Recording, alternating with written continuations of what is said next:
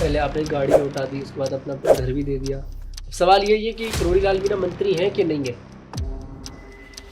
सतत जनता के बीच में रहो, ईमानदारी से काम करो और जनता के लिए लड़ना पड़े लड़ाई करो, सच्चाई। मोदी जी का जो हाथ है सर पर शुरुआत से है आपके। भैरव सिंह जी ने आपका बहुत ज़्यादा साथ दिया, मतलब शुरुआत से राजनीति में वही लेकर आए आप। इमरजेंसी में तमाम बीजेपी के नेता थे जिन्हें जेल में देखिए रहना पड़ा। क्या क्या हुआ था, थोड़ा सा बताइए इमरजेंसी पर। मार के पेड़ पे लटका देना, बेहोश हो जाना, पानी नहीं पिलाना। अच्छा डॉक्टर साहब, गुस्सा पहले से ही ऐसा है इमरजेंसी के टाइम से, या अब ज्यादा गुस्सा आने लगा? ऐसे क्षण आते हैं जो अभी मेरे डीएनए में है, मेरे स्वभाव में है। आपने तो प्रधानमंत्री मोदी जी के साथ दोस्ती अपनी निभाई, जब इमरजेंसी में आप पकड़े गए तो आपने देखिए किसी का नाम नहीं लिया, लेकिन जब वसुंधरा राजे वाला टाइम आया जो कि आपने बताया, तो वो दोस्ती भूल गए। पूरे 5 साल हर मुद्दे को मैंने उठाया सर पर। हाँ वही, अभी भी आप अपनी आवाज रख रहे हैं, लेकिन आपको फिर क्यों धीरे धीरे कर दरकिनार किया जा रहा है? हाजी के दरबार में नाजी का क्या काम? हाँ करते जाओ, ना करोगे तो डूब जाओगे। राजस्थान में सरकार बनी, बहुत ज्यादा चर्चा हुई कि किरोड़ीलाल मीणा मुख्यमंत्री बने, लेकिन उसमें भी किरोड़ीलाल मीणा का नाम आगे नहीं किया। ऐसे गीत गाए जो कहीं पद का मोह नहीं होता, नहीं चाहिए पति असगरमा, सभी चढ़े माते चरणों। क्या राजस्थान सरकार के अंदर एक मंत्री की बात को इग्नोर किया जा रहा है? आपके चैनल के जरिए नेतृत्व को, मुख्यमंत्री को ये कहना चाहता हूँ, मेरा इस्तीफा स्वीकार कर लिया जाए। ऐसा नहीं हो कि वो एक नौटंकी कहला दी जाए, भाई इस्तीफा दे दिया वापस बैठ। फोन टैपिंग का आरोप अपने आप पार्टी सरकार के ऊपर लगाया राजस्थान में। अच्छा डॉक्टर साहब, ऐसा कहते हैं कि अगर आप मुख्यमंत्री बन जाते तो वसुंधरा राजे नाराज हो जाती, और वो मुख्यमंत्री बन जाती तो आप नाराज हो जाते। ऐसा उसने एक बीच का निचोड़ लेकर आए और भजनलाल शर्मा को मुख्यमंत्री बना दिया। हमारा संस्कार ऐसा नहीं है कि मैं कहूँ कि नहीं मेरे को सीएम बना दो। हमारे संस्कार में नहीं है, हमारे विचार में नहीं है, हमारे स्वभाव में नहीं है। ऐसा ही कविता शर्मा के सर पर किसका हाथ है जो अभी भी नौकरी कर रही है? आपने तो प्रूफ भी दे दिया। मछली पकड़ने से काम नहीं चलेगा, मगरमच्छ पकड़ो। फिर मैं सार्वजनिक कर रहा हूँ, मेरे को बात करनी नहीं चाहिए, लेकिन मेरे स्वभाव में है। कहते हैं कि वसुंधरा राजे की वजह से किरोड़ीलाल मीणा को पार्टी में तवज्जो मिलना कम हो गया। 2008 में दोबारा चुनाव आए तो मेरे को वसुंधरा जी ने टिकट भी काट दिया, पार्टी से भी निकाल दिया। मैंने बहुत कोशिश की। हाई कमान तक बात पहुंचा कर ही रहेंगे। पहुंच गई। कोशिश करेंगे मनाने की? नहीं, मना नाराजगी वाली बात नहीं है। अब डॉक्टर साहब, इन दिनों तो ऐसा हुआ होगा जब चर्चा चली कि किरोड़ीलाल मीणा सरकार से नाराज है, भजनलाल शर्मा से नाराज है, चर्चा चली बहुत ज्यादा। अब इन दिनों आपको ऑफर आया कांग्रेस की तरफ से, क्या वजह रही आपके भाई के चुनाव हारने की? अभी तक तो विपक्ष आरोप लगाता था चुनाव आयोग पर, आज सत्ता पक्ष आरोप लगा रहा है चुनाव आयोग। संघ नहीं कह रहा ऊपर से बीजेपी से कि किरोड़ीलाल मीणा की बात को भी सुना जाए। गाइड तो करता ही है, पर संघ कोई दखल नहीं देता राजनीतिक एक्टिविटी। पर्ची खोली गई, वसुंधरा राजे ने जब पर्ची खोली, आप भी थे वहां पर? बिल्कुल था। लगा मैं भजनलाल जी के पीछे बैठा था पीछे वाली लाइन में। मेरा आगे वाला सीएम बन गया, मैं बैठा रह गया। आपको चाह है मुख्यमंत्री बनने की? तो चाह तो किसको नहीं होती जी। पार्टी जो कुछ कहती है वो मैं करता रहता हूँ, और मैं अगर कुछ सोचूं भी तो वो होता नहीं। डॉक्टर साहब, मन में आपके दुख तो है थोड़ा सा। मुसलमान कह रहे थे कुर्बानी देने के लिए भी तैयार है हम लोग, पर बिल्कुल लागू नहीं होने को। 370 हटा रहे थे तब पाकिस्तान पूरा ही चिल्ला रहा था। है? क्या हुआ? पत्ता भी नहीं हिला। ऐसे वक्फ बोर्ड को हो जाएगा। मोदी जी ने भले ही आपका साथ छोड़ा हो, लेकिन आपने मोदी जी कब छोड़ा? अभी भी आप फिर से बोल रहे हो कि अगर बीजेपी वहां पर होती नंबरों पर, मेरे देने से अगर सरकार बन गई होती तो मैं बनवा देता। पायलट साहब मुख्यमंत्री बनना चाहते थे, इसलिए उन्होंने बागी तेवर अपनाए थे। तेवर तो बड़े बागी थे। और अपने 19 साथियों को भी ले आए थे। वो हमारे पार्टी के लीडर से भी मिल लिए थे। मैं पद पाने के लिए या मुख्यमंत्री का पद पाने के लिए बागी नहीं बन सकता। बागी नहीं बनेंगे ना। देश का अब तक का बेस्ट पीएम आप किसे मानते हैं? अटल बिहारी वाजपेयी, प्रधानमंत्री मोदी, या फिर डॉक्टर मनमोहन सिंह?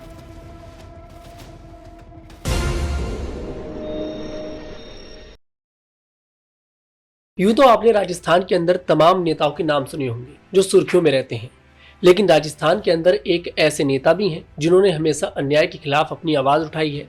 युवाओं के साथ हमेशा उन्होंने कदम से कदम मिलाकर चला है। और देखिए, कहा तो ये भी जाता है कि अगर इन्हें ज़्यादा गुस्सा ना आता तो शायद आज ही मुख्यमंत्री की गद्दी पर भी बैठे होते। हमारे साथ आज मौजूद है राजस्थान सरकार में कृषि मंत्री डॉक्टर किरोड़ीलाल मीणा जी। बहुत बहुत स्वागत है सर आपका। बहुत बहुत धन्यवाद। सर, शुरुआत में बचपन से करूँगा। आखिरकार एक गरीब घर का बच्चा कैसे डॉक्टर बन जाता है और उसके बाद राजनीति में एंट्री हो जाती है और फिर राजस्थान सरकार में मंत्री भी बन जाते हैं? क्या है इसके पीछे की कहानी? जुनून, क्यूरोसिटी और सतत काम करने का जज्बा यहाँ तक ले आया। हम बाल्यकाल में बड़े गरीब अवस्था में गांव में पढ़ते थे और पढ़ने के बाद हम जब उच्च शिक्षा के लिए गए तो वहाँ राष्ट्रीय स्वयंसेवक संघ के अधिकारियों के संपर्क में आ गए, जिसके कारण हम 69 में ही राष्ट्रीय स्वयंसेवक संघ का स्वयंसेवक बन गए। और उसके बाद गर्मियों की छुट्टियों में विस्तारक के रूप में काम करना, भरपूर संघ का काम किया। वही संस्कार है, उसके कारण ही मैं यहाँ तक पहुँचा। सर, आंदोलन के लिए भी आपको जाना जाता है। जी, पता नहीं कितने आंदोलन आपने कर दिए। करीबन 586 छोटे बड़े आंदोलन 40 साल के राजनीतिक जीवन मैंने कर दिए। बड़े भी बहुत किए, छोटे भी बहुत किए। और चाहे वो दलित हो, चाहे कुचला हुआ हो, चाहे दीन हो, दीनहीन हो, गरीब हो, किसान हो, मजदूर हो, महिला हो, या सनातन परंपरा के साथ कोई मखौल उड़ा जाए, या किसान हो, हर तरह के मामले में मैं जनता के लिए तैयार मिला हूँ। मैं आपको कह सकता हूँ कि चोटी से एड़ी तक 1 इंच जगह मेरे शरीर पर ऐसी नहीं बची जहाँ पुलिस की लाठी नहीं पड़ी। 17 बार जेल गया, 28 बार गिरफ्तार हुआ और करीबन 136 राजनीतिक भेदभाव से मुकदमे लगे। 136 मुकदमे लिखे लिखे। विभिन्न थानों में राजस्थान। अच्छा, जो किरोड़ीलाल मीणा पुलिस से भी नहीं डरे, आंदोलन से भी नहीं डरे, लेकिन मैंने कहानी सुनी है कि किरोड़ीलाल मीणा ने एक बार बचपन में एक गिलहरी को मार दिया था, एक्सीडेंट हो गया था जो भी है, तो वो छिप गए थे कि मुझे पुलिस पकड़ कर ले जाएगी। वो घटना बिल्कुल सही है। गांव में छोटे थे, खेलते थे, दौड़ते दौड़ते गिलहरी मर गई तो गांव के एक व्यक्ति ने कहा कि पुलिस आएगी। उसके डर के मारे जो हमारा पूंज होता है, जो बाजरा काटते हैं, उसमें छुपा रहा। दिन भर घर वाले ढूंढते रहे, लेकिन पुलिस का इतना डर था। अंत में जब सांझ होने लगी तो उस जगह जहाँ मैं छुपा था, मेरे पिताजी ने वहाँ जाकर ढूंढ लिया और ये हिम्मत दिलाई, पुलिस नहीं आएगी, कुछ नहीं बिगाड़ेगी, चलो। तब मैं घर आया। तो आंदोलन का डर उसी दिन निकल गया बचपन से। हाँ, ये मान के चल सकते, ये मानकर चला जा सकता है, क्योंकि उसके बाद तो आपने अपनी जवानी के टाइम में इतने आंदोलन करे और आज भी आप बेशुमार आंदोलन आपने करे। एक आंदोलन देखा जाता है, बकरी चुर गई थी किसी की, उसके लिए आप पूरी टीम लेकर पहुंच गए थे। मैं 85 में एमएलए बना था जी, पहली बार। जी। भैरव सिंह जी प्रतिपक्ष के नेता थे। उनके पास में जीतने के बाद मिलने गया तो उन्होंने एक ही बात कही कि सतत जनता के बीच में रहो, ईमानदारी से काम करो और जनता के लिए लड़ना पड़े तो लड़ाई लड़ो, सच्चाई की। वो लड़ाई आज तक चल रही है। आज तक चल रही है। उस समय एक गरीब कलाल था, मेरा वो मंडावर गांव शहर पड़ता है छोटा सा, वहाँ का एक कलाल जाति का राम सिंह कलाल था। उसके बकरी चोरी हो गए। चूँकि मैं एमएलए था लेकिन प्रतिपक्ष में था, राज कांग्रेस का था, हरदेव जोशी मुख्यमंत्री थे, तो मेरे पास वो आए और हमारे तो साहब, मैं तो गरीब इसी पे पेट पालन करता हूँ, कोई रूई धुनता हूँ, मेरे तो बकरी चोरी चले गए। तो मैंने थानेदार जी को फ़ोन किया, जब फ़ोन डायलिंग से होता था जी, मैं भाई के बकरी बरामद करो। उन्होंने साहब कर देंगे। मैंने मेरे को समय दो, 2 दिन। मैं 2 दिन आपकी तरफ से 3 दिन में, तो तीसरे दिन अगर नहीं आया तो मैं आंदोलन करूँगा। वो तो दूसरे दिन ही बकरी बरामद कर लिए। लेकिन हुआ क्या, जो ऐसा लगता है फिल्म का सा सीन आपको लगेगा कि बकरा बहुत अच्छा था, उसको तो काट के पूरा थाना खा गया और बकरी चोर को पकड़ा। जब मैं गया तो वहाँ मैंने थानेदार से कहा, मैंने की गलत है, मैं पेट चीर के तुम्हारे यहाँ से बकरा निकालूंगा। उन्होंने समझा बात बढ़ेगी तो मेरे को भरोसा दिया, 3 घंटे बाद आ जाओ। लेकिन 3 घंटे बाद हम जब थाने पर गए तो हम पे पुलिस ने फायरिंग चालू कर दी अदालत में। लेकिन हम वहाँ से हटे नहीं। अंधेरे में हम सामने ही एक हलवाई की दुकान थी, उसमें खड़े रहे, ये गोली चलाते रहे, हम ईंट फेंकते रहे। अंत में उनकी गोली खत्म हो गई, लेकिन हमारी ईंट खत्म नहीं हुई। तो फिर भैरव सिंह जी प्रतिपक्ष के नेता थे, मैंने उनको कहानी सुनाई। आपने कहा आप गरीब की लड़ाई लड़ना, भ्रष्टाचार के खिलाफ लड़ना, या तो लड़ाई लड़ी तो हम पे तो गोली चल गई, बड़ी मुश्किल से प्राण बचे। तो उनका कितने लोग इकट्ठे कर सकते हो? मैं आऊँगा। आप बताओ कि 10,000। मैंने कहा एक दिन का समय देता हूँ। मैंने कहा 20,000। और इतनी हमने भीड़ इकट्ठी की। अब तो ये नहीं होता, देखने को नहीं मिलता। उस समय हमारे 32 MLA थे बीजेपी जी। भैरव सिंह जी 26 MLA को बस में भर के उस थाने मंडावर पर पहुंच गए। बड़ी सभा की, और दिवाली के दिन धरना चालू कर दिया। 2-3 दिन तक थाने पर धरना रहा, जब तक वो थाना सस्पेंड नहीं हो गया और एसपी कलेक्टर हट नहीं गए और उसके पैसे जो 28 वापस दिलाए, तब तक 26 के 26 MLA धरने पर बैठे रहे। ये मेरी आंदोलन की शुरुआत है, जब से मैं सतत संघर्ष कर रहा हूँ गरीब के लिए। ये पहला आंदोलन था आपका? पहला आंदोलन। भैरव सिंह जी ने आपका बहुत ज्यादा साथ दिया, मतलब शुरुआत से राजनीति में वही लेकर आए आपको? जी। मैंने सुना है कि उन स्कूटर लेकर कहा था उन्होंने कि चुनाव लड़ने के लिए आ जाओ। मैं दरअसल इमरजेंसी में मीसा में गिरफ्तार हो गया था जी। बीकानेर में मैं पढ़ता था। मेरे को जिम्मेदारी दी थी अहमदाबाद से आपातकाल विरोधी जो प्रिंटिंग थी उनको लाना, राजस्थान में देना, वितरण कराना। छपवाते थे नरेंद्र मोदी जी देश भर की सामग्री, और मेरे को राजस्थान की जिम्मेदारी दी थी। मैं सफलतापूर्वक 10 महीने तक उसको बांटा, लेकिन अंत में मेरे को पकड़ा गया। पकड़ के इतना बेरहमी से मार के पेड़ पे लटका देना, बेहोश हो जाना, पानी नहीं पिलाना, नाखून खींचना, प्राइवेट पार्ट में पेट्रोल डाल देना, जो याद कर मैंने बताया नहीं मैं कहाँ से लाया, और मोदी जी का नाम नहीं लिया।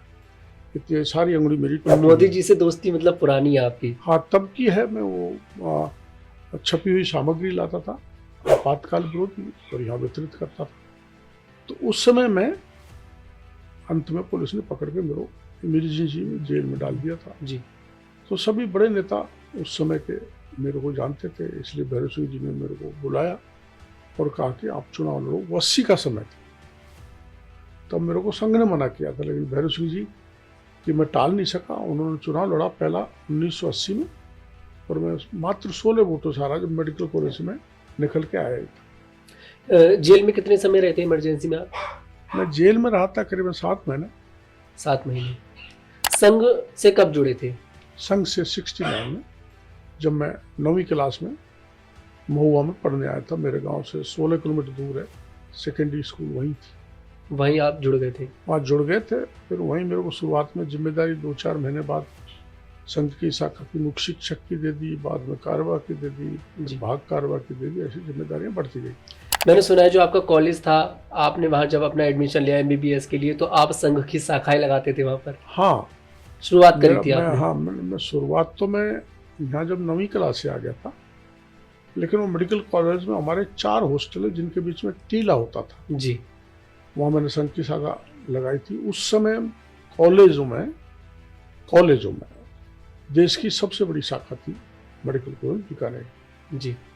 और सुबह 4 बजे उठना, 100-125 लोगों को रोज जगा के संघ की शाखा पर लेना, खेल खिलाना और बौद्धिक देना। ये क्रम हमारा बराबर 5 साल तक मेडिकल कॉलेज में चला। MBBS का पेपर आपने जेल से दिया था? MBBS का पेपर तो हमेशा में, जब मैं गिरफ्तार हो गया था तो बड़ी मेहरबानी हुई एक CJM की, जिनको मैं पेश किया गया।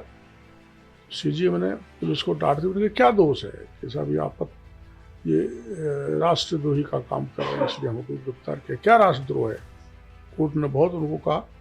फिर मेरे को उन्होंने पूछा चीफ जुडिशियल मजिस्ट्रेट, आप क्या चाहते हो? मैंने साहब मेरी ये हथकड़ी लगी है, बेड़ी पैरों में, हाथ में हथकड़ी, पर कम से कम बेड़ी हट जाए और मैं कॉलेज जा सकूं, अस्पताल में जा सकूं, वार्ड में, इतनी सी व्यवस्था कर दो। उन्होंने आदेश दिया कि हॉस्पिटल में ये रहेंगे, इनको एक विशेष वार्ड में रखो, वहीं से लाओ ले जाओ, इनको इनकी पढ़ाई में पुलिस दखल नहीं डालेगी। तो इसलिए मैंने पढ़ाई पुलिस के पहरे में मैं पढ़ाई करता रहा और मैं पास हो गया। इमरजेंसी में तमाम बीजेपी के नेता थे जिन्हें जेल में देखिए रहना पड़ा, क्या क्या हुआ था, थोड़ा सा बताइए इमरजेंसी पर। तो इमरजेंसी में तो दरअसल में हमको तो यात्रा इसलिए ज़्यादा दी कि हम 10-11 महीने तक ऐसा खेल खेलते रहे जो इंदिरा गांधी के शासन के खिलाफ था, आपातकाल के खिलाफ था। दीवारों पर पेंटिंग कर देना, पैम्पलेट मार देना, पोस्टर चिपका जाना, ऐसे एक कार्यक्रम 10-11 लंबे। तो पुलिस हमको ढूंढ परेशान थी, आखिर कौन कर रहा है। तो इसलिए हमारे साथ तो यातनाएं बहुत दी। पकड़े जब, महीनों तक मारा पीटा, मेरे सारे हाथ पैर टूटे हुए हैं। अनेक प्रकार की यातनाएं जिससे सिहर जाए व्यक्ति, ऐसी यातना हमें दी। लेकिन मेरे को जेल तो 7-8 दिन ही रहना पड़ा। मुझे तो चीफ जस्टिस मजिस्ट्रेट के आदेश के कारण अस्पताल में एक वार्ड दे दिया था जी, जहाँ से मैं कोर्ट में भी अदालत में भी चला जाता था तो मेरी पढ़ाई भी कर लेता था। लेकिन उस समय शुरुआत के दौर में जेल में जो हमारे साथी मिले, थोड़ा यातनाएं थी, काफ़ी थी। बाद में वो सने सने ठीक हो गई। परिवार के लोग नहीं कहते थे कि ये सब छोड़ ये दो? मैंने सारा कुछ परिवार के लोगों को पता तक नहीं लगने दिया, क्योंकि हम बड़े गरीब परिवार से थे। हमारे 6-7 बीघा जमीन थी, इससे ज़्यादा थी। पिता किसान थे, माँ मजदूरी करती थी, मेरी वाइफ भी मजदूरी करती थी। तो अगर हम बता देते तो वो बड़े तनाव में आ जाते, डिप्रेशन में आ जाते, परेशान हो जाते। तो मैंने और मेरा छोटा भाई वहाँ डूंगर कॉलेज में पढ़ता था, जगमोहन लाल, इसको हमने छुपा के रखा, पता ही नहीं लगने दिया। हम जब इमरजेंसी खत्म हो गई, जब पता लगा, कभी पता ही नहीं लगने दिया परिवार को कि छुपा। मैं जेल में रहकर भी आ गया और पता ही नहीं लगने दिया। अच्छा, एक कभी मन में ये ख्याल नहीं आया मीना जी आपके कि परिवार वाले जैसे पैसे भेजते थे पढ़ाई के लिए, तो नहीं लगता था कि पढ़ाई पर ध्यान दूं, ये सब छोड़ दूं? नहीं, देखो ऐसा है, कोई हम ऐसा काम तो कर नहीं रहे थे जो अनैतिक आचरण वाला हो। ऐसा कोई काम भी नहीं कर रहे थे कि गरीब माँ बाप जो परिश्रम करके हमको पैसा देते हैं जिसको हमें पढ़ाई करनी है, क्योंकि राष्ट्र और समाज का काम था। और ऐसी विषम परिस्थिति में राष्ट्र की रक्षा के लिए काम करना हर एक की जिम्मेदारी थी, जिसमें तो हमने संघ के हम मुख्य शिक्षक थे, सारे अहम जिम्मेदारी हम निभा चुके थे। तो ऐसा कभी इतना जरूर रहा था कि भाई घर वालों को पता लग जाएगा तो हमारा क्या हाल करेंगे, प्लस उनकी हालात क्या होगी। लेकिन कभी इसका कोई ऐसा नहीं लगा कि हम किस रास्ते पर जा रहे हैं, क्योंकि हम बेहतर रास्ते पर जा रहे थे। राष्ट्र विरोधी ताकतें जो हावी हो रही थी उनके खिलाफ लड़ रहे थे। इमरजेंसी के बाद फिर मन बना आपका कि अब राजनीति में आ जाना चाहिए? मैं ऐसा नहीं बना था। मेरी नौकरी लग गई थी जयपुर के पास ही सरदा अस्पताल था, वहाँ मैं मेरी मोटरसाइकिल सुधरवाने आया था जी, तो वहाँ वैसे ही सहज भाव में बीजेपी के कार्यालय पे चला गया। उस समय टिकट वितरण का वो चल रहा था, भैरव सिंह जी मिल गए, कोइंसिडेंस था। वो नहीं माने, मेरे को चुनाव लड़ा दिया। मैं चुनाव लड़ना जानता भी नहीं था। मेरे मेडिकल कॉलेज के सारे साथी मिलके उस समय 16,000 रुपये इकट्ठे करके लाए थे, जिससे मैं पहला चुनाव लड़ लिया। कहते हैं कि उस समय पर बीजेपी का कोई टिकट नहीं लेता था? ना लेता था, ये बात सही कह रहे हो आप। उस समय मैं जहाँ से चुनाव लड़ा वहाँ तो कोई टिकट लेने वाला था ही नहीं, और अगल बगल की कंस्टिट्यूंसी में कोई ऐसे ही चलते फिरते बड़ी मुश्किल से पकड़ा देते थे। वो चुनाव लड़ा उस समय नहीं थी। अच्छा डॉक्टर साहब, गुस्सा पहले से ही ऐसा है इमरजेंसी के टाइम से, या अब ज्यादा गुस्सा आने लगा? देखो ऐसा है, गुस्सा मेरा माइनस पॉइंट है, वीक पॉइंट है पूरी तरह से। आता है, लेकिन ये ताकत भी है जी। ताकत इसलिए है कि किसी बेगुनाह किसी गरीब के साथ कोई अत्याचार हो रहा है, अनाचार होता है, डिस्क्रिमिनेशन हो रहा है, तो मैं उसको सहन नहीं कर पाता। तो ये उस दृष्टि से गुस्सा अच्छा है, ताकि उससे ऐसे व्यक्ति की मदद हो जाती है। लेकिन कई बार ऐसे क्षण आते हैं जो अभी मेरे डीएनए में है, मेरे स्वभाव में है। गुस्सा कर बैठता हूँ, बहुत नियंत्रित करने की कोशिश करता हूँ। अब तो बहुत नियंत्रण हो गया, जब जवानी में थे, जब ज़्यादा गुस्सा आता था, तो ये स्वभाव में है। पार्टी के लोग भी फायदा उठाते हैं इसका? पार्टी के लोग तो क्या फ़ायदा उठाते हैं, लेकिन जहाँ कोई गुस्से में गलती हो जाती है तो जो विरोधी हैं चाहे वो प्रतिपक्ष के हो चाहे पार्टी के हो। पार्टी में भी विरोधी होते हैं मतलब। हाँ, तो वो सूचना दे देते हैं भाई इस ढंग से ये किया वो किया, तो नुकसान तो होता ही। एक बार मेरे इलाके में एक बहुत बड़ा गांव था मित्रपुरा, जिसमें पानी की समस्या हो गई जी। वहां से एक बस भर के कार्यकर्ता मेरे पास आए। मैं उनको लेकर जलदाय मंत्री भंवरलाल जी के पास चला गया। वो हमारी बात आधी अधूरी सुनी, गाड़ी में बैठ के चल दिए। तो मैं गाड़ी के आगे खड़ा हो गया। नहीं जाओगे, पहले हमारी बात सुनो, आप मंत्री हो हमारी पार्टी के। उस समय भैरव सिंह जी मुख्यमंत्री थे, वो जलदाय मंत्री थे, भंवरलाल शर्मा जो पार्टी के हमारे प्रदेश के अध्यक्ष भी रहे। तो मैं न्याय की दृष्टि से उनकी गाड़ी में सारी भीड़ को लेकर खड़ा हो गया। उन्होंने बाद में काम भी किया, लेकिन मेरी शिकायत अडवाणी जी तक हो गई, तो मेरे को उसको नुकसान झेलना।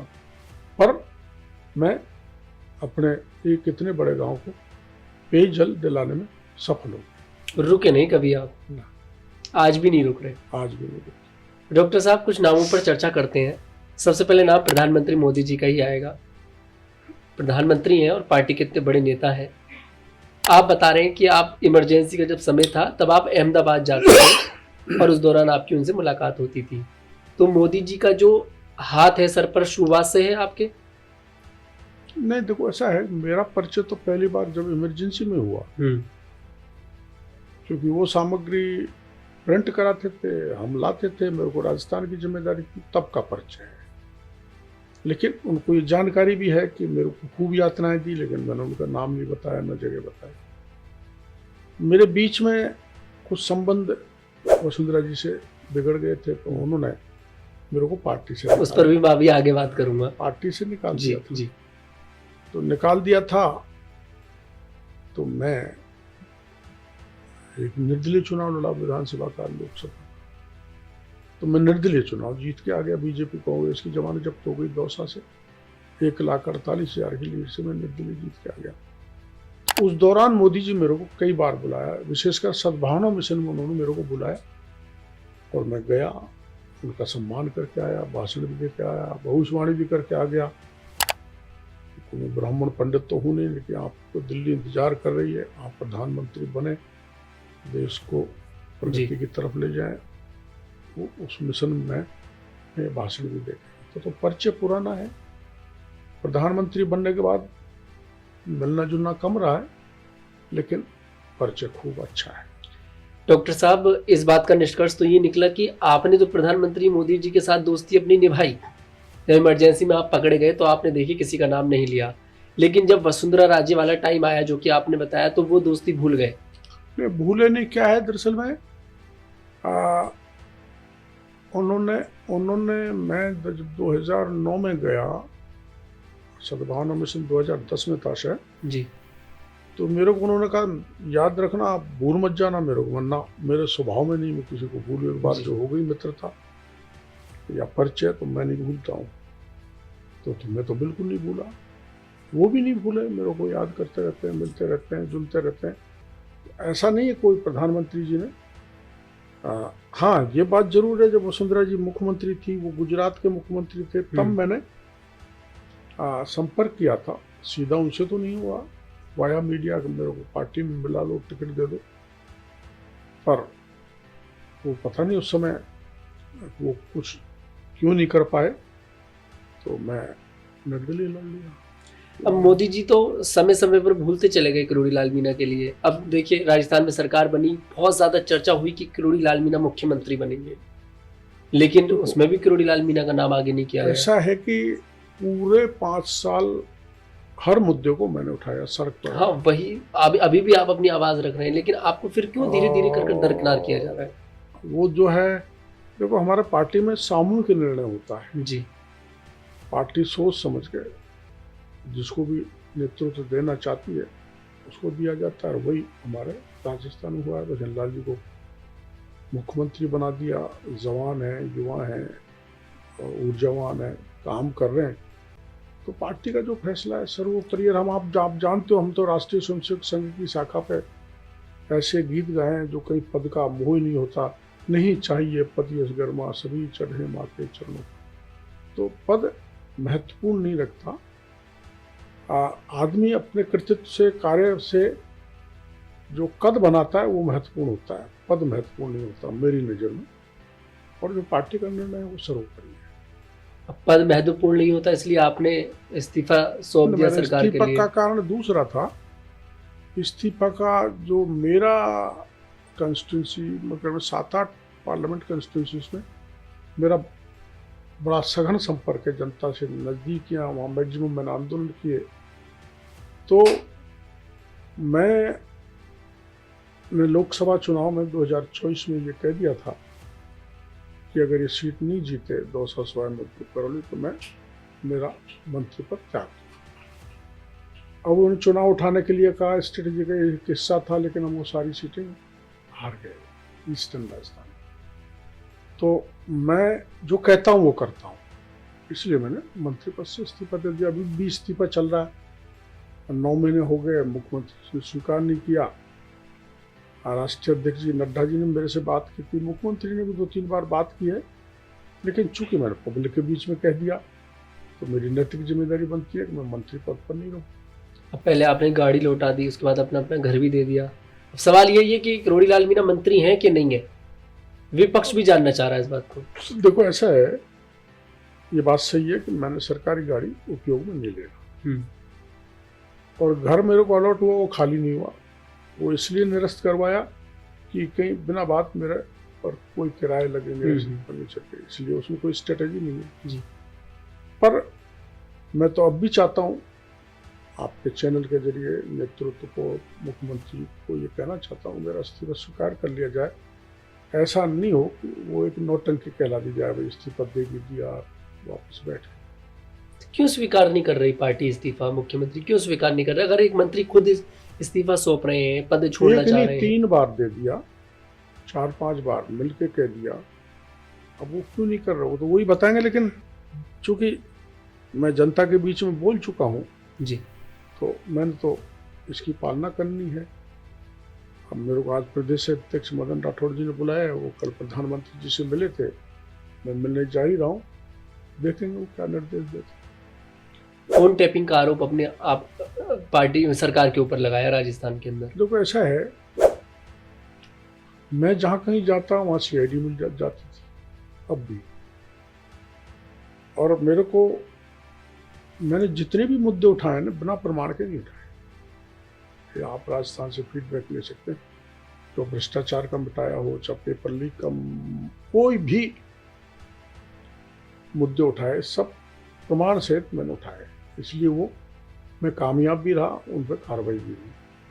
इसलिए मेरे पास ऐसे प्रमाण थे तो मैंने बता दिया, मैं रोकता नहीं कोई चीज, और हुए। क्या राजस्थान सरकार के अंदर एक मंत्री की बात को इग्नोर किया जा रहा है? ऐसा तो नहीं है, पर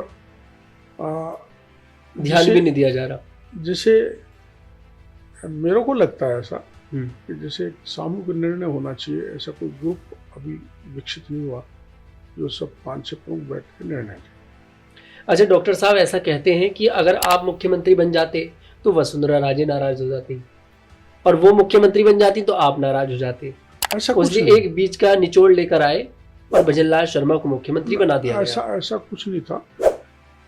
अब भी अगर वसुंधरा जी को किसी कारण से, हम तो भजनलाल ने नेतृत्व बनाता तो मेरे को तो किसी पे कोई आपत्ति नहीं। कुछ गड़बड़ चल रही है क्या? नहीं, गड़बड़ कुछ नहीं चल रही। क्या है, दरअसल में जो कई बार चीज़ें जो आप भी सुनते हैं जी, परसेप्शन भी जनता में बन जाता है, कुछ ऐसा लोगों का सोचना है, कहना है कि सब अफसरशाही हावी है, तो मेरे को तो कोई दिक्कत नहीं। CM भजनलाल 5 साल 10 साल है, पर वो कोई दिक्कत नहीं। लेकिन कोई ऐसी चीज़ आती है जिसमें एक सेंट्रल लीडरशिप समझती है कि नहीं, हमको कोई तब्दीली करनी है जी। मैं तो वसुंधरा जी अब आती तो कोई दिक्कत नहीं, वो 2 बार बनी, मेरे को तो कोई दिक्कत नहीं। मैं, चूंकि हमारा संस्कार ऐसा नहीं है कि मैं कहूँ कि नहीं मेरे को CM बना दो, हमारे संस्कार में नहीं है, हमारे विचार में नहीं है, हमारे स्वभाव में नहीं है। पथ का अंतिम लक्ष्य नहीं है सिंहासन चढ़ते जाना, सब समाज को साथ लिए आगे है बढ़ते जाना, ये हमने संघ की शाखा लगाया है। इसलिए जिस पथ पर हम चल रहे हैं वो लक्ष्य पद पाने का नहीं है, वो लक्ष्य राष्ट्र निर्माण का है और समूची पार्टी मोदी जी की अगुवाई में राष्ट्र निर्माण के काम में लगी हुई है सफलतापूर्वक। और मोदी जी, ये बड़ा गर्व का विषय है कि सबसे लोकप्रिय दुनिया में है, बड़े ग्लोबल लीडर हैं, उनकी अगुवाई में हम काम कर रहे हैं, इससे बड़ा क्या पता होगा। डॉक्टर साहब, कभी मोदी जी ने फोन कर पूछा नहीं कि क्या कर रहे हो डॉक्टर साहब, ये आप तो अपनी ही सरकार को घेरते नजर आ रहे हो? क्योंकि बीजेपी थोड़ी सी राजस्थान में घिरी फोन टैपिंग के मामले में, कांग्रेस ने बड़ा मुद्दा बनाया ऐसे विधानसभा के अंदर। फिरने वाली बात इसलिए नहीं है कि कोई घर में कुछ गड़बड़ चल रहा हो तो जानकारी होनी चाहिए घर वालों को। गड़बड़ तो है, माना कोई चल रही हो, जैसे माना किसी जिसे मैं आपको कह रहा हूँ कि पिछले राज्य में जो गड़बड़ हुआ, जल जीवन मिशन का घोटाला हुआ, पेपर लीक हुए जी, दूसरे करप्शन हुए, अगर उनको कार्रवाई नहीं होती है, बार बार कहा जाता है तो स्वाभाविक है केंद्र तक बात पहुंचे, इसलिए बोलना पड़ता है। अब वो गलती हो सकती है, जैसे हमारे पेपर लीक हुए पिछले राज्य में 18 में से 17 paper leak, sub inspector paper में 50 सब इंस्पेक्टर गिरफ्तार हो गए, लेकिन मुझे लगता है कि उसमें ज़्यादातर फर्जी हैं। तो सब इंस्पेक्टर पेपर को एसओजी ने बताया कि दोबारा होना चाहिए, रद्द होना चाहिए जी। पुलिस हेडक्वार्टर ने कहा, एडवोकेट जनरल ने कहा, कैबिनेट सब कमेटी ने कहा। इसलिए मेरी मांग सदा रहती है, मैं मीडिया में कई बार बोल जाता हूँ कि रद्द होना चाहिए, तो वो कोई सरकार विरोधी बयान मैं तो मानता नहीं। तो भजनलाल शर्मा एक्शन क्यों नहीं ले पा रहे इस मामले पर? अब वो तो वही बता सकते हैं, इतनी ढील क्यों बढ़ती जा रही है? अब वो तो वही बता सकते हैं, लेकिन राज्य के पूरे यूथ, पूरी जनता यही चाहती है सब इंस्पेक्टर पेपर रद्द हो। अब जब बीजेपी की सरकार नहीं थी राजस्थान के अंदर, आप कहते थे मगरमच्छों को पकड़ा जाएगा, मगरमच्छ तो आज भी घूम रहे हैं। मगरमच्छ पकड़े जाने चाहिए, पकड़े जाने चाहिए। भजनलाल शर्मा सही चला रहे हैं सरकार? सही चल रही है। देखो ऐसा है, पिछले राज्य में हमने बहुत आंदोलन किया, धरना दिए, प्रदर्शन दिए, लेकिन सब इंस्पेक्टर मामले में कुछ भी नहीं किया पिछली सरकार ने। अब कम से कम 50 थानेदार जेल की हवा खा रहे हैं, ये कम बात है क्या? ऐसा ही कविता शर्मा वाला जो मामला है बहुत ज्यादा उछलकर सामने आया, ऐसा ही कविता आप ही की सरकार में आपके खिलाफ हाँ, रिपोर्ट दर्ज हो गई। ये था दरअसल में, मैं कैबिनेट मंत्री हूँ जब तक इस्तीफा स्वीकार नहीं हो जाता। देश के प्रधानमंत्री जयपुर में रैली करने वाले थे, तो एक इंटेलिजेंस रिपोर्ट ये दी गई कि डॉक्टर किरोड़ीलाल सब इंस्पेक्टर आंदोलनकारियों को लेकर पीएम की सभा में विघ्न डालेंगे।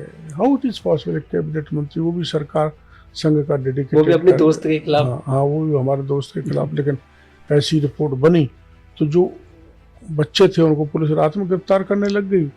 मैंने पुलिस कमिश्नर को कहा, डीसीपी को कहा, कार्रवाई नहीं हुई तो मैं मौके पर पहुंच के उनको छुड़वा लिया। इनोसेंट थे, कोई मुकदमा नहीं था ना कोई। एक होट टोक हो गई थी आपकी कविता शर्मा के साथ, इतना ही हुआ था। मैंने कहा था ऊपर चढ़ी हुई थी, इनको क्यों दरवाजा खटखटा रही है? वो सब इंस्पेक्टर पेपर वाला बच्चा अंदर है, उसकी वाइफ अंदर है, शादी नई हुई थी, धमका रहे हैं, तोड़ दिया गेट। तो मैंने कहा क्या कर रहे हो, क्या तमाशा है? डेमोक्रेसी है, मजाक है? इतना मैंने उनको कहा था, मैं पूरी आवाज में कहा था, इसको मैं मना नहीं कर सकते, लेकिन राजकार्य बाधा नहीं थी। एक ऐसी बच्ची 22 साल की जो अनमैरिड थी, उसको उठा लिया, उसके कारण उसकी दादी जो है सदमे में मर गई। तो मैं अब भी क्लियर कट कह रहा हूँ, कोई अत्याचार, अन्याय, भेदभाव होगा तो चाहे मैं मंत्री हूँ, मैं ये नहीं होने दूंगा। इस पर मैं बोलूंगा और सरकार और संगठन का ध्यान आकर्षित कराऊंगा। ऐसा ही कविता शर्मा के सर पर किसका हाथ है जो अभी भी वो नौकरी कर रही है? आपने तो प्रूफ भी दे दिया।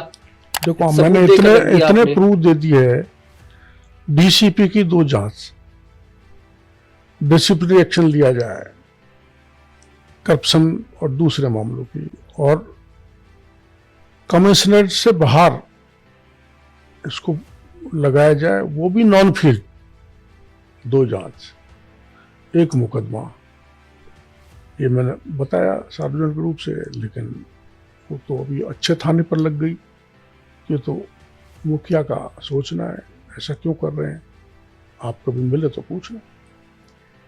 हाथ तो है किसी का सर पर? मानेंगे इस हाँ, बात को? बिल्कुल। और सरकार का ही आदमी होगा, एक कैबिनेट मंत्री के खिलाफ प्रकरण दर्ज हो FIR जाए हो गई और उसके खिलाफ 3 प्रकरण चल रहे हैं, उसमें कार्रवाई नहीं हो तो किसी न किसी का हाथ तो है। हमको पता तो होगा डॉक्टर नीचा दिखाने के लिए आप एक प्रयास है। डॉक्टर साहब, पता तो आपको होगा, भले अभी आप मीडिया के सामने नहीं रख रहे है, पर मैं सार्वजनिक नहीं कर सकता। अभी सार्वजनिक नहीं कर रहे, कुछ बताया वैसे हाईकमान को बताया पार्टी के? हाँ, बता। कोई बड़ा आदमी है? हाँ, बड़ा ही मानो जो नंबर 1 और 2 तक बात पहुंचा सकता। वसुंधरा राजे तो नहीं है? नहीं, वसुंधरा। अब बात करते हैं सिर्फ वसुंधरा राजे पर, फिर से आऊंगा। क्या नाराजगी है वसुंधरा राजे से? नहीं, कोई हाँ। नाराजगी नहीं है। अभी आपने बताया पार्टी से आपको ध्यान निकाला है 2005 से 8 तक गुर्जर आंदोलन चला था आरक्षण ST का पाने के लिए। हम 2003 में जब सत्ता में आए तो कहीं वसुंधरा जी ने को भरोसा दे दिया, भाई आपको मैं ST में बुलाएंगे। तो सत्ता में आते में मंत्री बन गया था। मैंने वसुंधरा जी को इनको दे दो। लेकिन कई बार क्या होता है कि पॉलिटिकल लीडर कोई रोक के काम करते हैं। उस स्थिति के कारण जब वो सार्वजनिक बात हुई तो गुर्जर ST का आंदोलन कर ले लगे तो सामने मीणे भी खड़े हो। मैंने उनको रोका और समझाया कि हिंसा से कभी कुछ नहीं मिलता। गांधी जी ने अहिंसा का आंदोलन कर अंग्रेजों को भगा दिया था, लेकिन हमारे गुर्जर भाई रुके नहीं, पटरियों पर लेट गए, पटरियां उखाड़ दी, सड़क रोक दी। आंदोलन का एक तरीका उन्होंने किया। अगर गुर्जर आंदोलन हिंसक नहीं होता तो सफलता की तरफ चला जाता।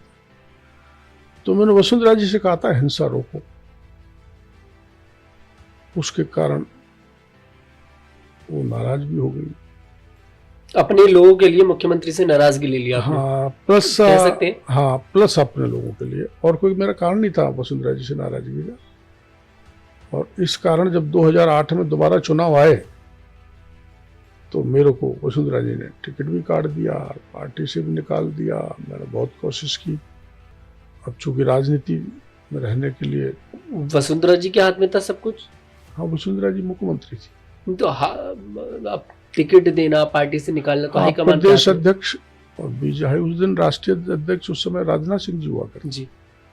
उनसे मैंने बात की, उनसे मेरा अच्छा रिश्ता रहा, इसलिए कि वो राष्ट्रीय अध्यक्ष थे युवा मोर्चा के, जब मैं राजस्थान युवा मोर्चा का प्रदेश का अध्यक्ष था। तो उन्होंने मेरी वर्किंग देखी हुई थी। उन्होंने कहा मैं कहता हूँ, लेकिन कुछ देर बाद ही मेरा टिकट काट दिया, पार्टी से भी निकाल दिया।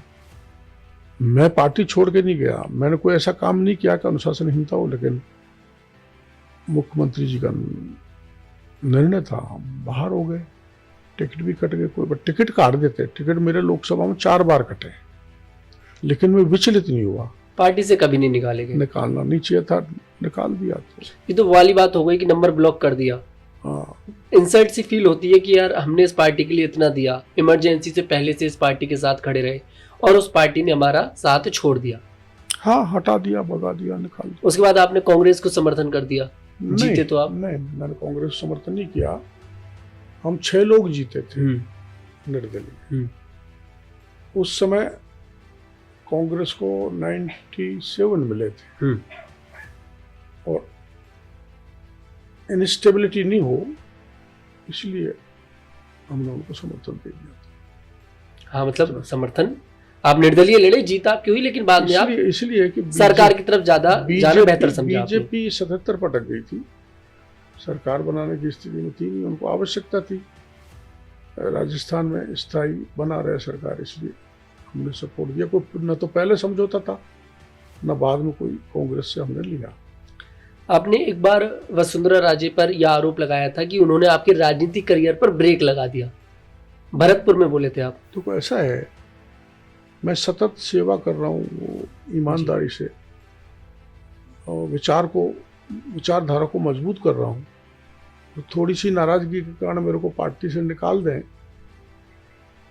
और टिकट भी काट देते। तो बात बहुत छोटी थी, ये तो ये बहुत छोटी सी बात थी, इस पर पार्टी भी निकाल दिया आपको। वो मैंने चिट्ठी रोक दी थी, उस कारण वसुंधरा जी तो अहम टकरा गया होगा।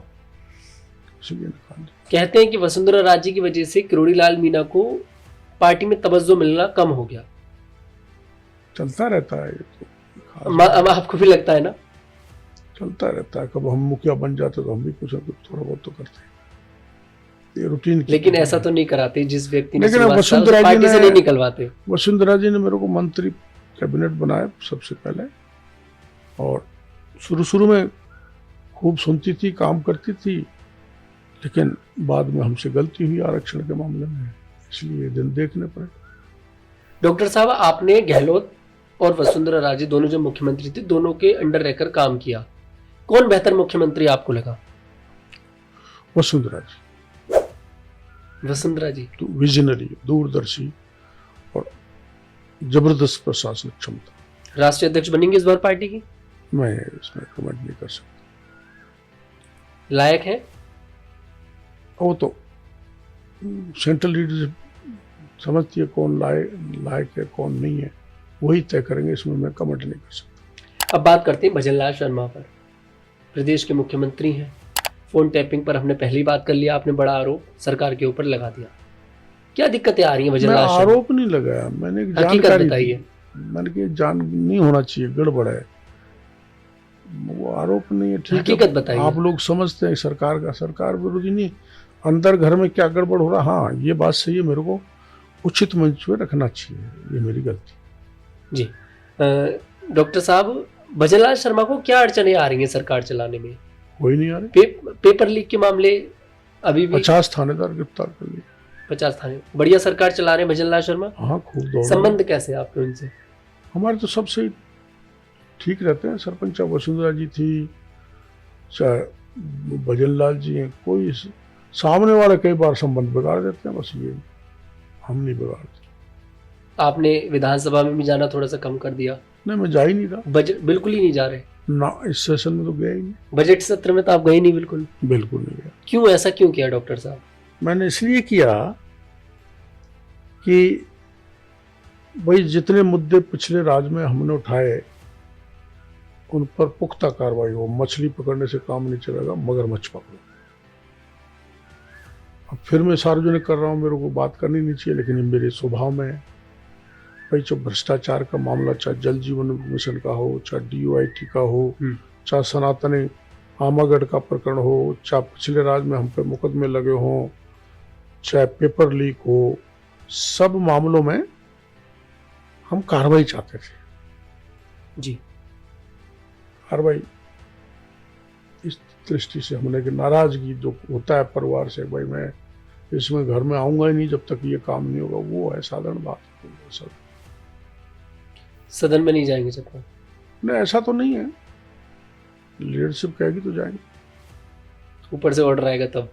हाँ हाई कमान तक बात पहुंचा कर ही रहेंगे। पहुंच गई। पहुंच गई? कोशिश करेंगे मनाने की? नहीं, मना नाराजगी वाली बात नहीं है, नाराजगी वाली बात नहीं है। इतना सा ही है फरियाद कि भाई पिछले राज में जिस कारण से हम शासन में आए, जिन मुद्दों पर मजबूत कार्रवाई होनी चाहिए। डॉक्टर साहब, आपको ऐसा नहीं लगता कि आप थोड़ा सा विपक्ष को मौका दे देते हो? क्योंकि विपक्ष को तो देखिए बस उंगली पकड़ाने की देर है, वो हाथ पकड़ लेंगे। विपक्ष इस इन बातों को मुद्दा बनाता है। मैं विपक्ष को मुद्दा देने वाली बात नहीं है जी। विपक्ष जो है उसके पास कोई मुद्दे हैं ही नहीं वैसे देखा जाए तो अभी, लेकिन चूंकि मेरे मन की बात होती है तो मैं कह देता हूँ। अब उसको वो मुद्दा बनाए तो उसका कोई इलाज नहीं है, विपक्ष मुद्दा बनाए। मैं विपक्ष से कभी नहीं मिलता, ऑफर आते हैं वैसे? कुछ परस्पर मिलके काम करते हैं। अब डॉक्टर साहब, इन दिनों तो ऐसा हुआ होगा जब चर्चा चली कि किरोड़ी लाल मीणा सरकार से नाराज हैं, भजनलाल शर्मा से नाराज हैं, चर्चा चली बहुत ज्यादा। अब इन दिनों आपको ऑफर आया कांग्रेस की तरफ से? नहीं, हो सकता है किसी ने कोशिश करी हो। ऑफर वगैरह तो मैं 2009 में जब लोकसभा लड़ा था तो कुछ सोनिया गांधी जी ने बैठ के मेरे से बात की थी जी कि हम आपको कैबिनेट मंत्री देंगे, आप हमारे टिकट से दौसा से लड़ लो। मैंने कि ये हो ही नहीं सकता। क्यों नहीं हो सकता? मेरे को तो कांग्रेस के राज में इतनी यातनाएं दी हैं तो मैं मेरा धर्म नहीं भ्रष्ट कर सकता। तो मैंने नहीं लड़ा, मैं निर्दलीय लड़ा, निर्दलीय जीत के आया। मैं जा ही नहीं सकता, कांग्रेस में कभी नहीं जाएंगे। मेरी विचारधारा को छोड़ के मैं किसी भी दल निर्दलीय चुनाव लड़कर समर्थन जरूर कर देंगे, लेकिन कांग्रेस में नहीं जाएंगे। वो समर्थन है, कांग्रेस की टिकट पर चुनाव नहीं लड़ेंगे ना, कभी नहीं लड़ा, चाहे कितनी भी कोशिश कर। हाँ, कुछ भी। निर्दलीय लड़ सकते हैं, अपना दल बना के लड़े हैं हम, पर ये नहीं हो सकता हम कांग्रेस या किसी दूसरे दल से कभी भी नहीं MP MLA मंत्री बने, जीवन में कभी भी नहीं। डॉक्टर साहब, उपचुनाव हुए, बड़ा ही शानदार प्रदर्शन भारतीय जनता पार्टी ने राजस्थान के अंदर किया। बहुत बहुत बधाई पहले तो आपके लिए। हाँ, धन्यवाद। हम हार गए दौसा से। हाँ, मैं वहीं पर आने वाला था। अब दौसा से आपके भाई को टिकट दिया जी, आपके कहने पर टिकट दिया गया? पहले तो ये सवाल ना, मैंने कहा अपनी मर्जी से पार्टी ने दिया? मैंने नहीं कहा, स्टेट लीडरशिप ने तय किया। अपनी मर्जी से पार्टी ने टिकट दिया। क्या वजह रही आपके भाई के चुनाव हारने की? हारने का वजह तो एक तो सबसे बड़ा हमारा ओवर कॉन्फिडेंस था,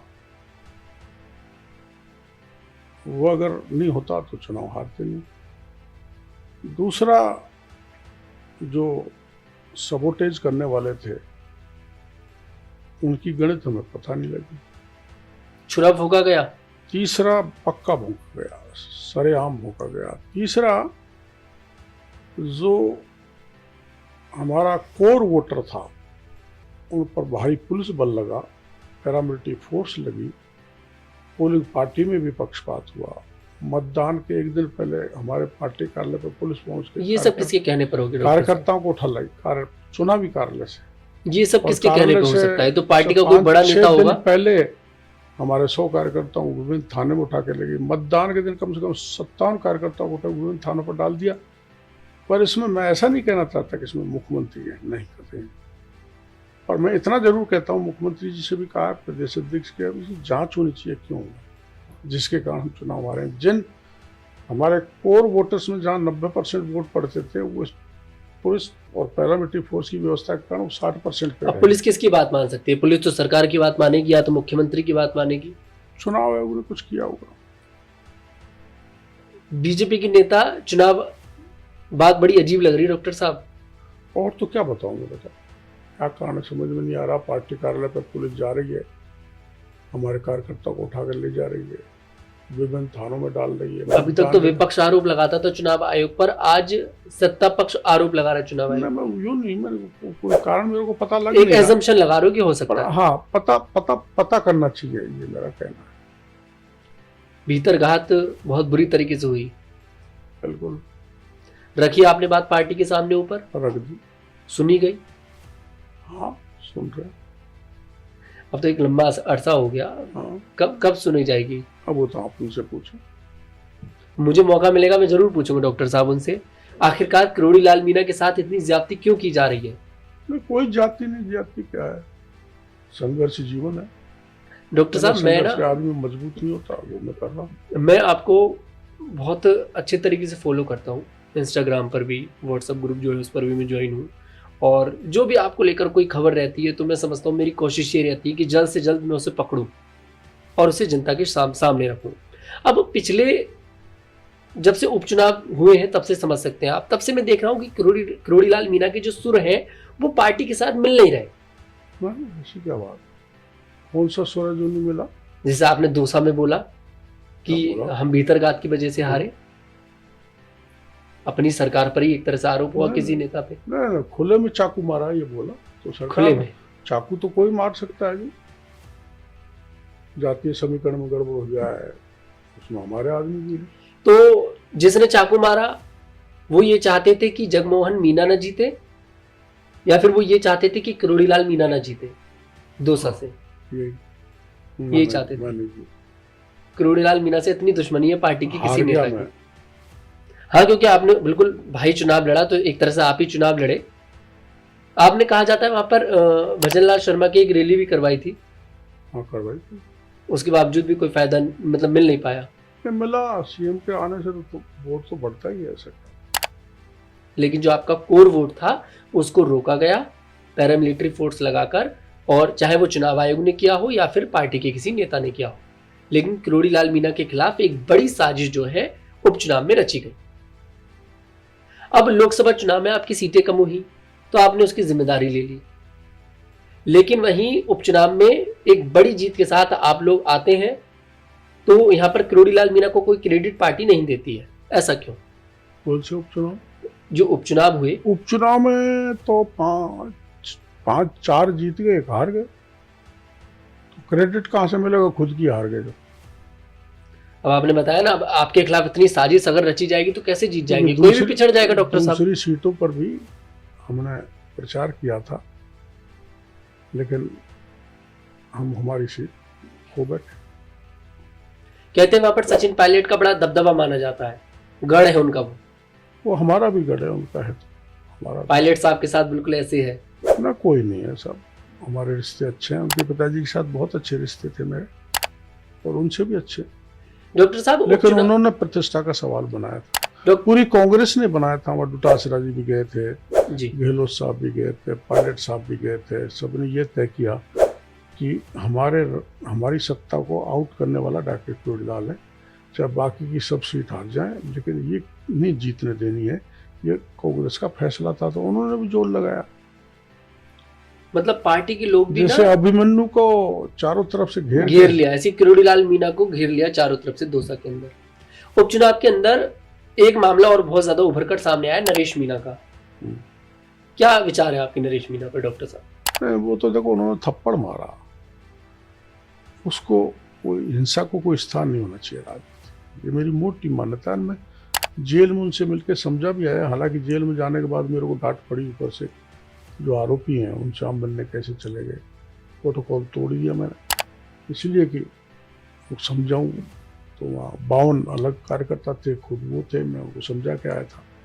तो मैं यही कह के आया था, भाई राजनीति में आओ, काम करो, लेकिन हिंसक वारदात नहीं होनी चाहिए। ऑन दी रिकॉर्ड आपने हिंसा की है, ठीक नहीं, मैं तो समझाने गया था। नरेश मीणा वही जिन्होंने अपने खून से आपका तिलक किया था एक बार? हाँ, बड़े समर्थक रहे हैं आपके। मेरे किसी चुनाव में कभी साथ नहीं रहे, साथ नहीं दिया किसी भी चुनाव में कभी वो साथ। तो फिर ये सब क्या था कि अपने खून से आपका तिलक कर रहे थे? एक सभा थी, उसमें मीणा विवाद था, उसमें आए थे, वो वक्ता थे। हो जाते हैं इमोशनल लोग हैं तो काट के सम्मान करते हैं लेकिन वो आपका? हाँ, आपस में मैं भी उसका करता हूँ, वो मेरा करता है। कोई आपस में कोई टसल नहीं है हमारी। नरेश मीणा भी क्यों, नए बच्चे हैं, राजनीति में आना चाहिए, आगे बढ़े भविष्य। अब जेल तो देखिए, अब नेता है तो जेल तो जाएंगे। अब आप भी काफी समय देखिए जेल में रहे, आपने बताया। अब क्या नरेश मीणा कभी बड़े नेता बनेंगे आपको लगता है? क्योंकि एक छोटा सा ब्रेक उनकी लाइफ में, उनकी पॉलिटिकल लाइफ में लग चुका है। कौन सा? ये जो अब एसडीएम को थप्पड़ मारा, काफी समय से जेल में है, अब बताइए निकल भी नहीं पा रहे। मैं ये कह रहा हूँ कि हमने बहुत आंदोलन किए हैं। आज पर पुलिस से गुत्था हुई है, लाठी चार्ज हुआ है, फायरिंग हुआ है, लेकिन वो जनहित के मुद्दों को लेकर हुआ है।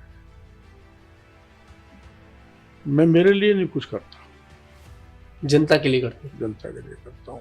और जनता के लिए जितना करोगे, कार्यकर्ताओं को जितना रिलीफ दोगे, किसी झूठे मुकदमे में कार्यकर्ता को नहीं फंसने दोगे। मेरा स्वभाव, मैं फंस जाऊं लेकिन मेरा वर्कर नहीं फंसे। मैं जेल जाऊं चाहे लाठी खाऊं, जनहित के काम पे। मेरे लिए मैं कभी नहीं मांगता। मेरे पे कोई व्यक्तिगत मुकदमा लग जाए तो मैं कभी भी फॉलोवर्स को नहीं कहता काम मेरे साथ लो। जनहित के मुद्दों में मेरे खिलाफ कोई होता है तो उसमें पब्लिक अपने आप खड़ी हो जाती है, कार्यकर्ता खड़ा हो जाता है। इसलिए मैं आपके चैनल के द्वारा उनको कहूँगा कि हिंसा को कोई स्थान नहीं होना चाहिए, और अपने हित में नहीं, परमार्थ की, जनता की लड़ाई लड़ो। इस पर चलोगे तो सफल हो जाओगे। इस पर चलेंगे तो सफल हो जाएंगे। नरेश मीणा ने एक एसडीएम को थप्पड़ मारा, उसके बाद काफी ज्यादा बवाल देखने को मिला। समर्थक है नरेश मीणा की काफी बड़ी तादाद में। मीणा समाज थोड़ा सा कट रहा है आपसे? नहीं, ऐसी तो कोई बात नहीं है। ऐसे क्यों कटेगा? मैंने ऐसा कोई काम किया नहीं। और जो राजनीति में आता है, हर छात्र नेता या कोई युवा है तो उसके साथ समर्थक तो होंगे। अभी भी मीणा समाज पूरी तरह से आपके साथ खड़ा है। किरोड़ीलाल मीणा को लेकर एक लोगों के मन में ना एक इमेज बना दी है राजस्थान के अंदर कि वो सिर्फ दलित समाज के नेता है, लेकिन मुझे ऐसा नहीं लगता है। मेरा खुद का ओपिनियन है कि किरोड़ीलाल मीणा सिर्फ दलित समाज के नेता नहीं है, मैं बल्कि किरोड़ीलाल मीणा सबके बारे में मैंने सोचते सभी हैं। जाति की लड़ाई लड़ी है, चाहे मुसलमान है, चाहे ब्राह्मण है, चाहे राजपूत है। अभी वो मेरे वहाँ 2 पुजारियों को आग में डाल के मार दिया था, उनकी लड़ाई लड़ी। मैंने आमागढ़ की पहाड़ पे चढ़ा सनातन की लड़ाई लड़ी। मैंने पेपर लीक तो सभी होते हैं, उनकी लड़ाई लड़ी। और दलित युवती के साथ गैंग रेप करके उसको मार दिया था, उसकी लड़ाई लड़ी, धरना दिया 7 दिन तक। तो ऐसा तो नहीं होना चाहिए कि मैं केवल एसटी या मीना जाति की, मैं तो सभी जाति का काम सभी जाति लेकर थे, और आगे भी सभी तो। खास करके युवाओं के लिए। हाँ, जो भी सबका मेरा, हम तो संघ के संस्कार हैं, तो वहाँ जाति को कोई स्थान है ही नहीं। सर्व समाज। आपके लिए संघ पहले या बीजेपी? संघ। संघ पहले, संघ के बाद है जो भी कुछ है, चाहे पार्टी हो, चाहे भैया मंत्री पद हो, चाहे कुछ भी हो। विचारधारा पहले है, मैं विचारनिष्ठ हूँ। संघ का एक अहम रोल है भारतीय जनता पार्टी के अंदर। संघ एक गाइड तो करता ही है, पर संघ कोई दखल नहीं देता राजनीतिक एक्टिविटी। अब जैसे मैं संघ का स्वयंसेवक हूँ, तो मेरे को आवश्यकता पड़ती है, मार्गदर्शन देता हूँ। कोई गलती करता हूँ तो वो इंडिकेट करके रोकते हैं, ऐसा नहीं। तो इसलिए संघ के जितने भी स्वयंसेवक राजनीति में हैं, उनको गाइड करने का काम संघ के प्रचारकों का रहता है। तो संघ नहीं कह रहा ऊपर से बीजेपी से कि किरोड़ीलाल मीणा की बात को भी सुना जाए? अब उनकी जानकारी में है, कहा ही होगा। कहा होगा मतलब भरोसा है आपको, कहा होगा, क्योंकि संघ आपका साथ नहीं छोड़ सकता। ऐसा तो नहीं कि संघ तो किसी स्वयंसेवक का साथ नहीं छोड़ सकता जो संघ का स्वयंसेवक है, लेकिन मेरे पर सदा संघ के अधिकारियों का आशीर्वाद बना रहा है। संघ का आशीर्वाद हमेशा आपके ऊपर बना रहा है। कहा भी होगा कि भाई ध्यान दीजिए। अब क्या है आगे की प्लानिंग, क्या है डॉक्टर साहब? कुछ नहीं, काम कर रहे हैं। इस्तीफा स्वीकार कर लेंगे तो काम करेंगे, नहीं करेंगे तो काम करेंगे। चरे बेटी चरे बेटी चरे बेटी, काम जरूर करना है। राजस्थान के अंदर आपके पास कृषि मंत्रालय है, क्या मतलब क्या क्या किया जैसे आपने कृषि मंत्र ये पद रहते हुए आपके पास? देखो, जो प्रधानमंत्री जी ने की जो लोकप्रिय स्कीम्स हैं, जैसे पर ड्रॉप मोर क्रॉप, बूंद सिंचाई योजना जी, sprinkler, poly house, green house, horticulture, agriculture में किसानों को बताना कैसे अपने मल्टी लेयर फार्मिंग करके हम अपने उनको बढ़ा सकते हैं। तो उनकी सारी जानकारी किसानों को देते हैं, उनके बीच में जाते हैं। डॉक्टर साहब चर्चा ये भी है कि किरोड़ीलाल मीणा की एंट्री अब केंद्र में होने जा रही है। मेरे को पता है, बिल्कुल भी पता है। तो बीजेपी ने कुछ बड़ा सोच रखा है? पार्टी जो कुछ कहती है वो मैं करता रहता हूँ, और मैं अगर कुछ सोचूं भी तो वो होता नहीं क्योंकि हमारी पार्टी में ऐसा कल्चर नहीं है। जो लीडरशिप जिस किसी कार्यकर्ता को जिस किसी स्थान पर उचित समझती है वहाँ भेज देती है। इसमें अपना या मेरा कुछ नहीं, योजना नहीं चलती है। डॉक्टर साहब अभी हाल ही में आपने एक बयान दिया था कि इंसान की इच्छा पहले नेता बनने की होती है, कुछ इस तरह का बयान है। नेता बनने की होती है, फिर विधायक बनने की होती है, सांसद बनने की होती है। एक जैन समाज का सम्मेलन था, उसमें मैंने कहा था कि भाई ये जो एक शब्द है ना, चाहिए, इससे अगर दूर हो गए तो शांति रहेगी। कोई 10 करोड़ कमाता है तो सोचता है मैं 50 कमा ले तो 500 करोड़ कमा लूं। कोई एसडीएम बन जाए तो मैं कलेक्टर बन जाऊं, कोई एमएलए बन जाए तो मैं मंत्री बन जाऊं, मुख्यमंत्री बन जाऊं, एमपी बन जाए तो प्रधानमंत्री बन जाऊं। ये जो लालसा है जी, चाहिए, इससे आत्मा अतृप्त रहती है आदमी की, वो भटकती रहती है। वो चाहता है कि मैं ये बनूं, ये से ये बनूं, तो उससे दूर रहना चाहिए। तो आपको चाह है मुख्यमंत्री बनने की?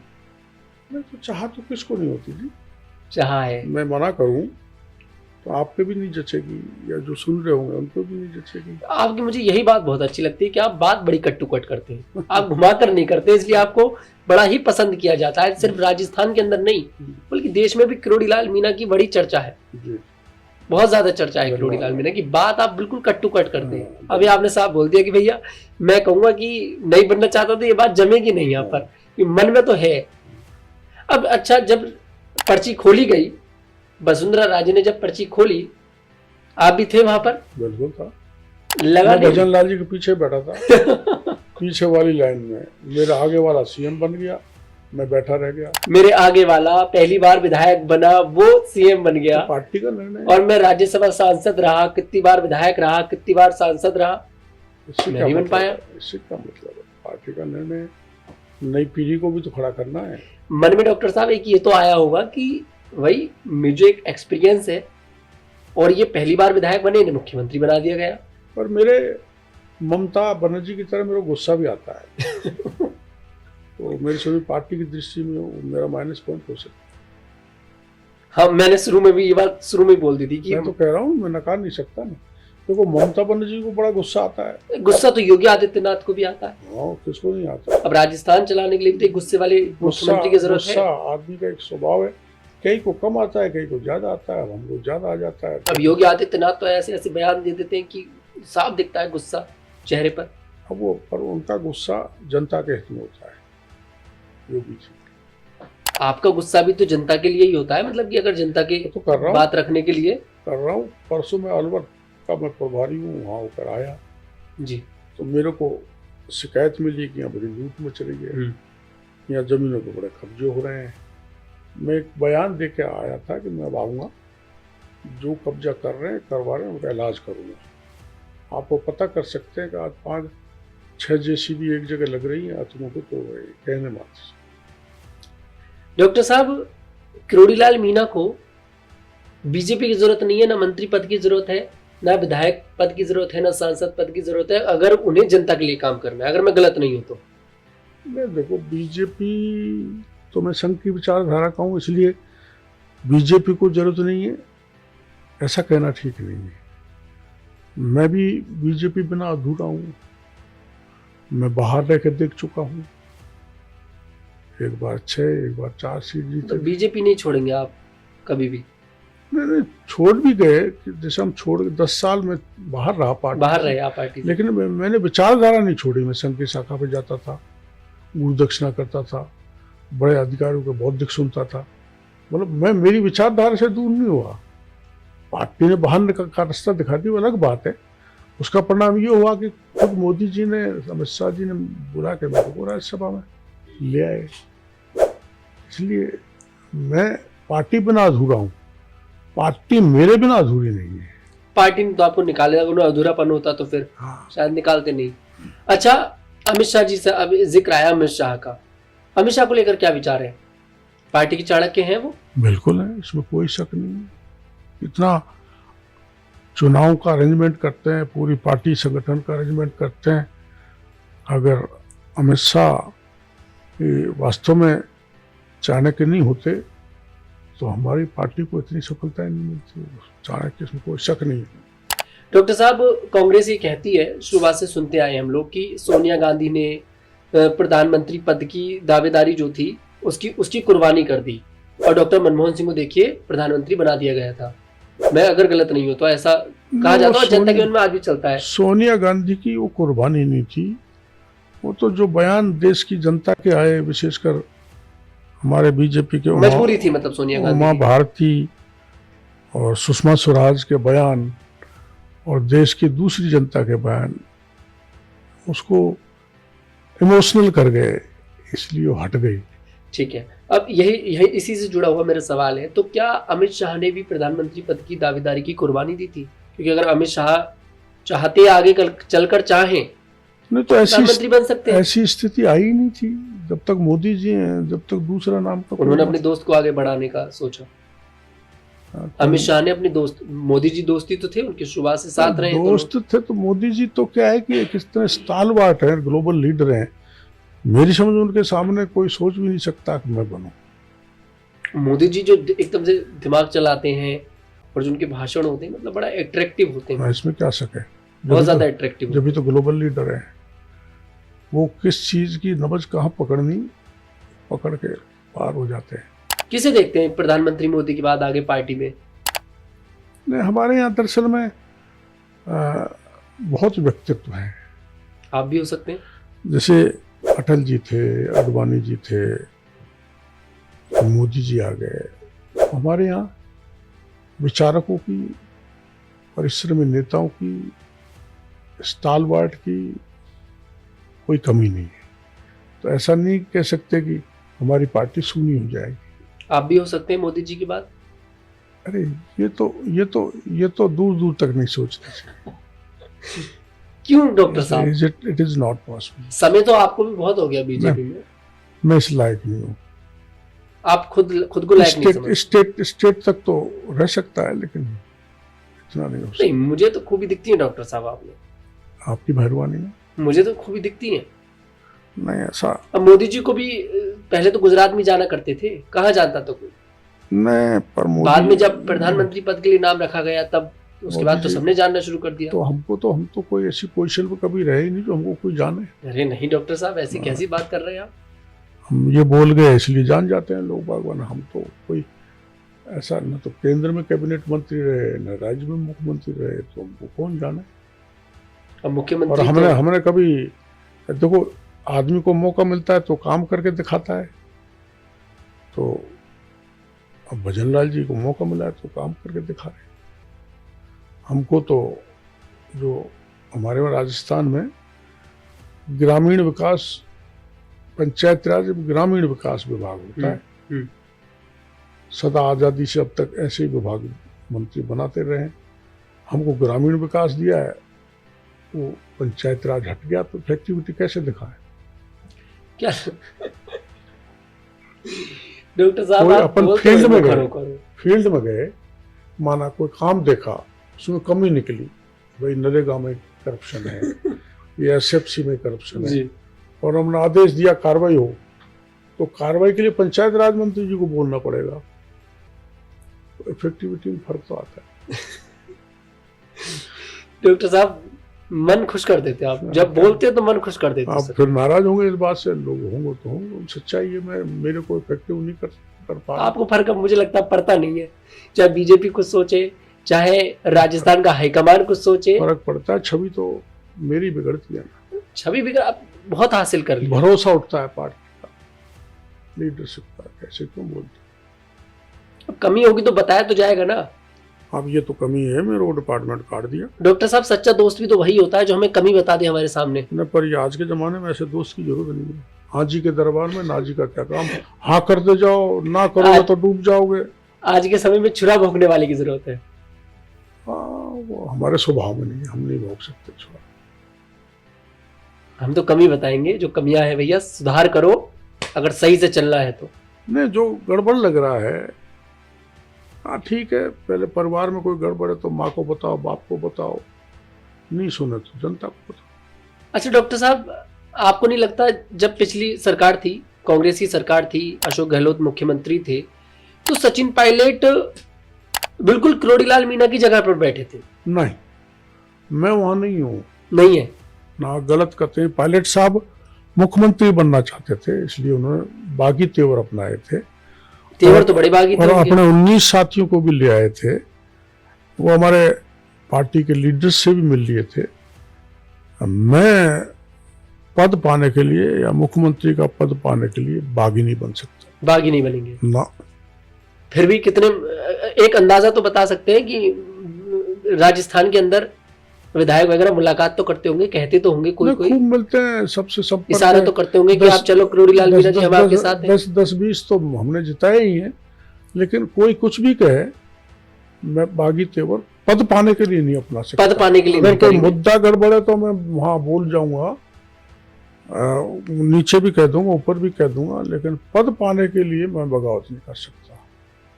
पद पाने के लिए नहीं करेंगे? हाँ, कभी भी नहीं करूंगा।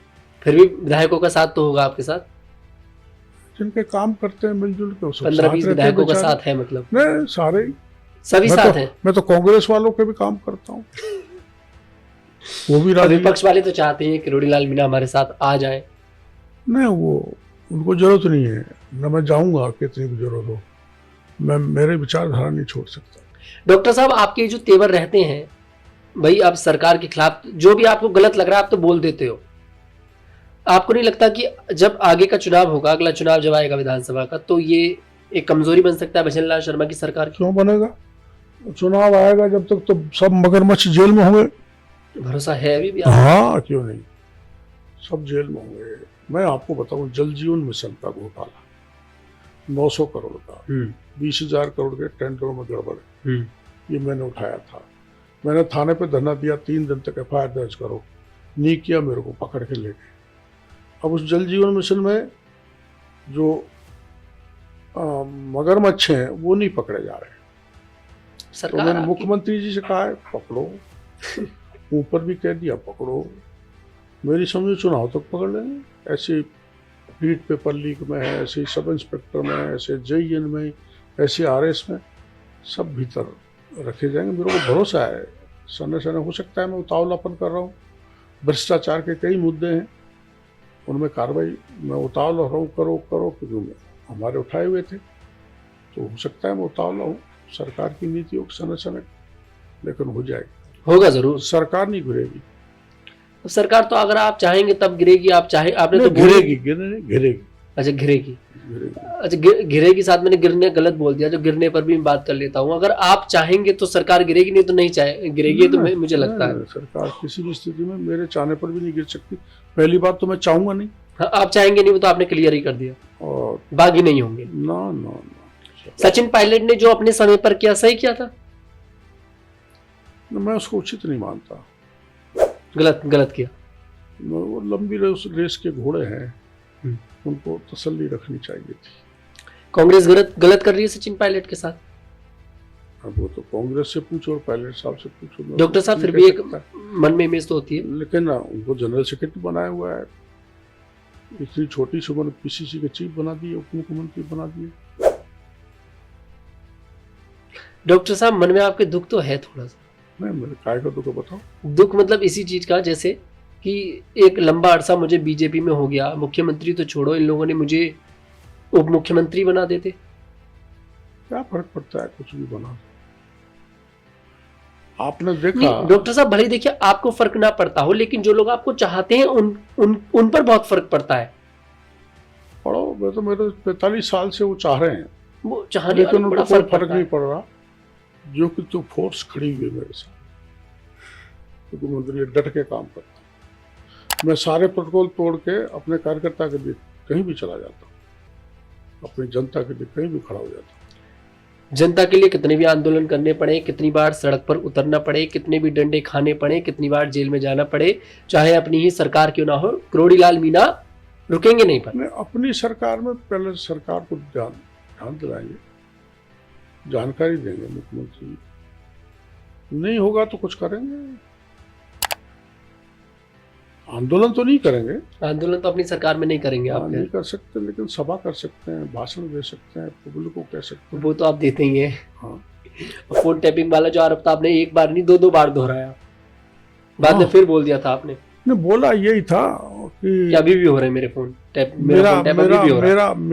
मैंने ये बोला था मेरी ये गलती हुई है कि मैंने उचित मंच पे बात नहीं रखी।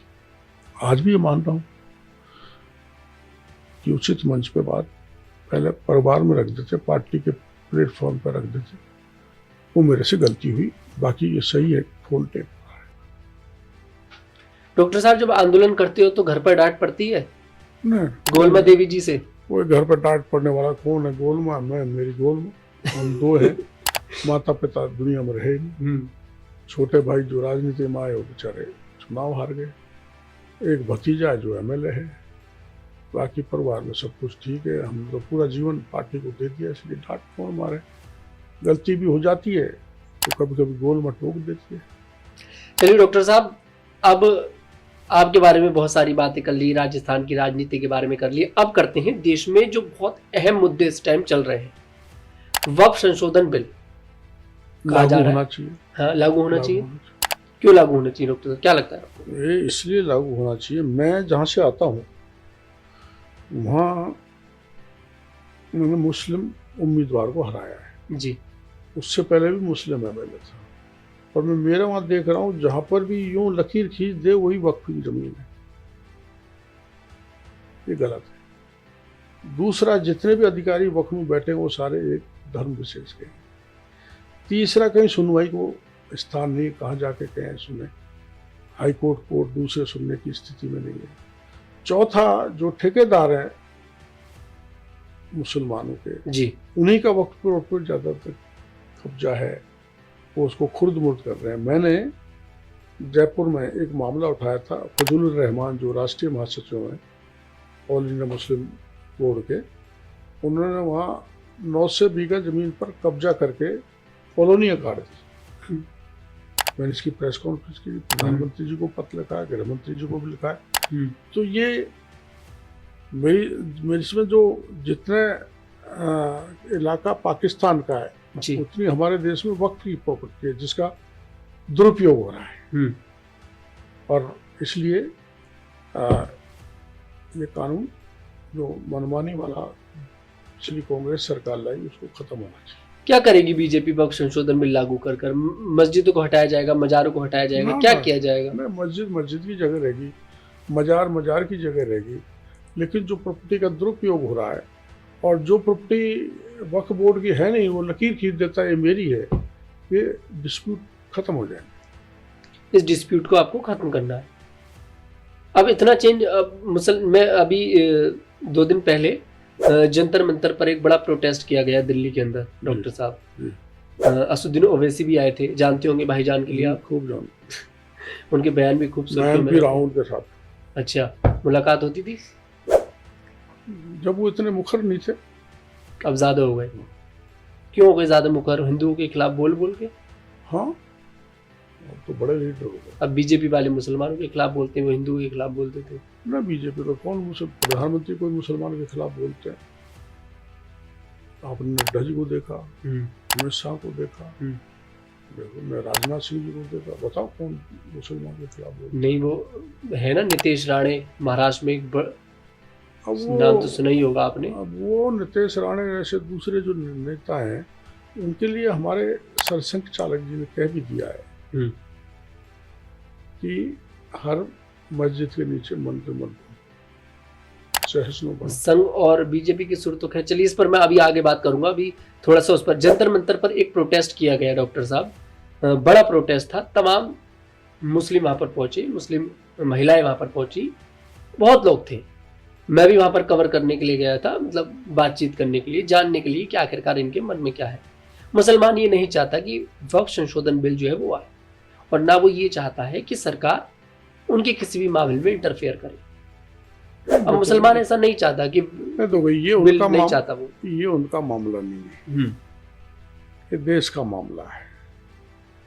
अपने जो महिलाओं का मुसलमानों में सशक्तिकरण किया, ट्रिपल तलाक का, तो मुसलमान महिलाओं का मामला नहीं था, वो देश की महिलाओं की ताकत देने का मामला था। हमारे जो 3 देश जिसमें पाकिस्तान, अफगानिस्तान में जो यातनाएं अल्पसंख्यक भुगत रहा है जी, उसको नेशनलिटी देने का काम किया, वो देश का काम है, वो कोई अल्पसंख्यक का काम नहीं है। इसलिए ये कहना गलत है कि वो वक्फ बोर्ड मुसलमानों का मामला है, वो देश हित का मामला है। इसलिए देश हित के मामले में जो कानून लाए जा रहे हैं वो आना ही चाहिए।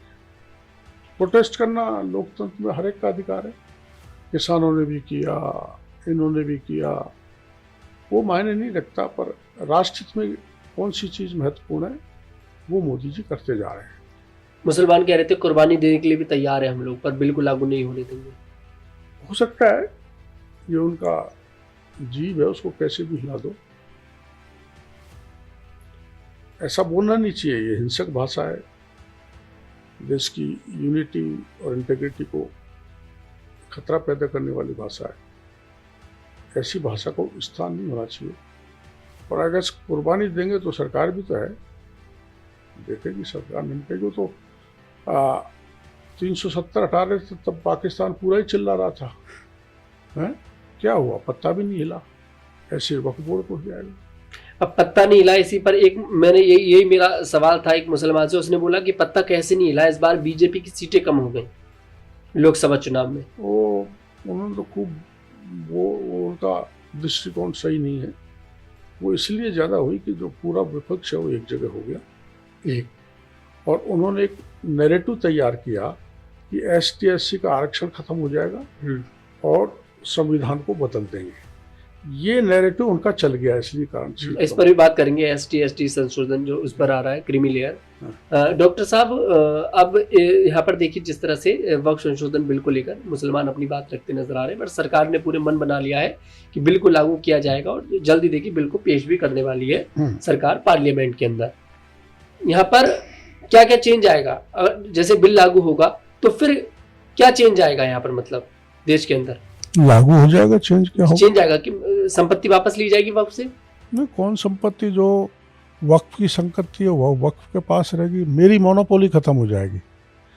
मेरे पास माना 200 बीघा वक्फ की प्रॉपर्टी है, इतनी दुकानें बनी हुई हैं, उसके मैं उपयोग कर रहा हूँ। गरीब मुसलमान परेशान है, देश का गरीब आदमी परेशान है। गरीब के हाथ में तो कुछ है नहीं, देश के हर व्यक्ति के हाथ में पहुँचना चाहिए। तो जो मोनोपोली है, देखो किसान आंदोलन में भी यही था।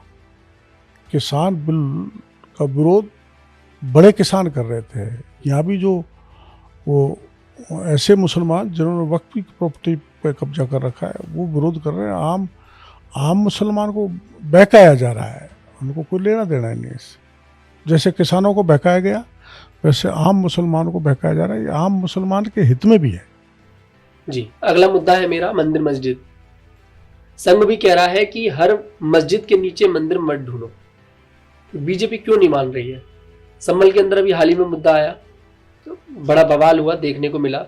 इस बार तो होली पर भी संभल बहुत ज्यादा चर्चा में रहा। संभल के बाद जो अजमेर की दरगाह है, आप एक राजस्थान में अजमेर, उस दरगाह पर यहाँ पर याचिका दायर कर दी जाती है।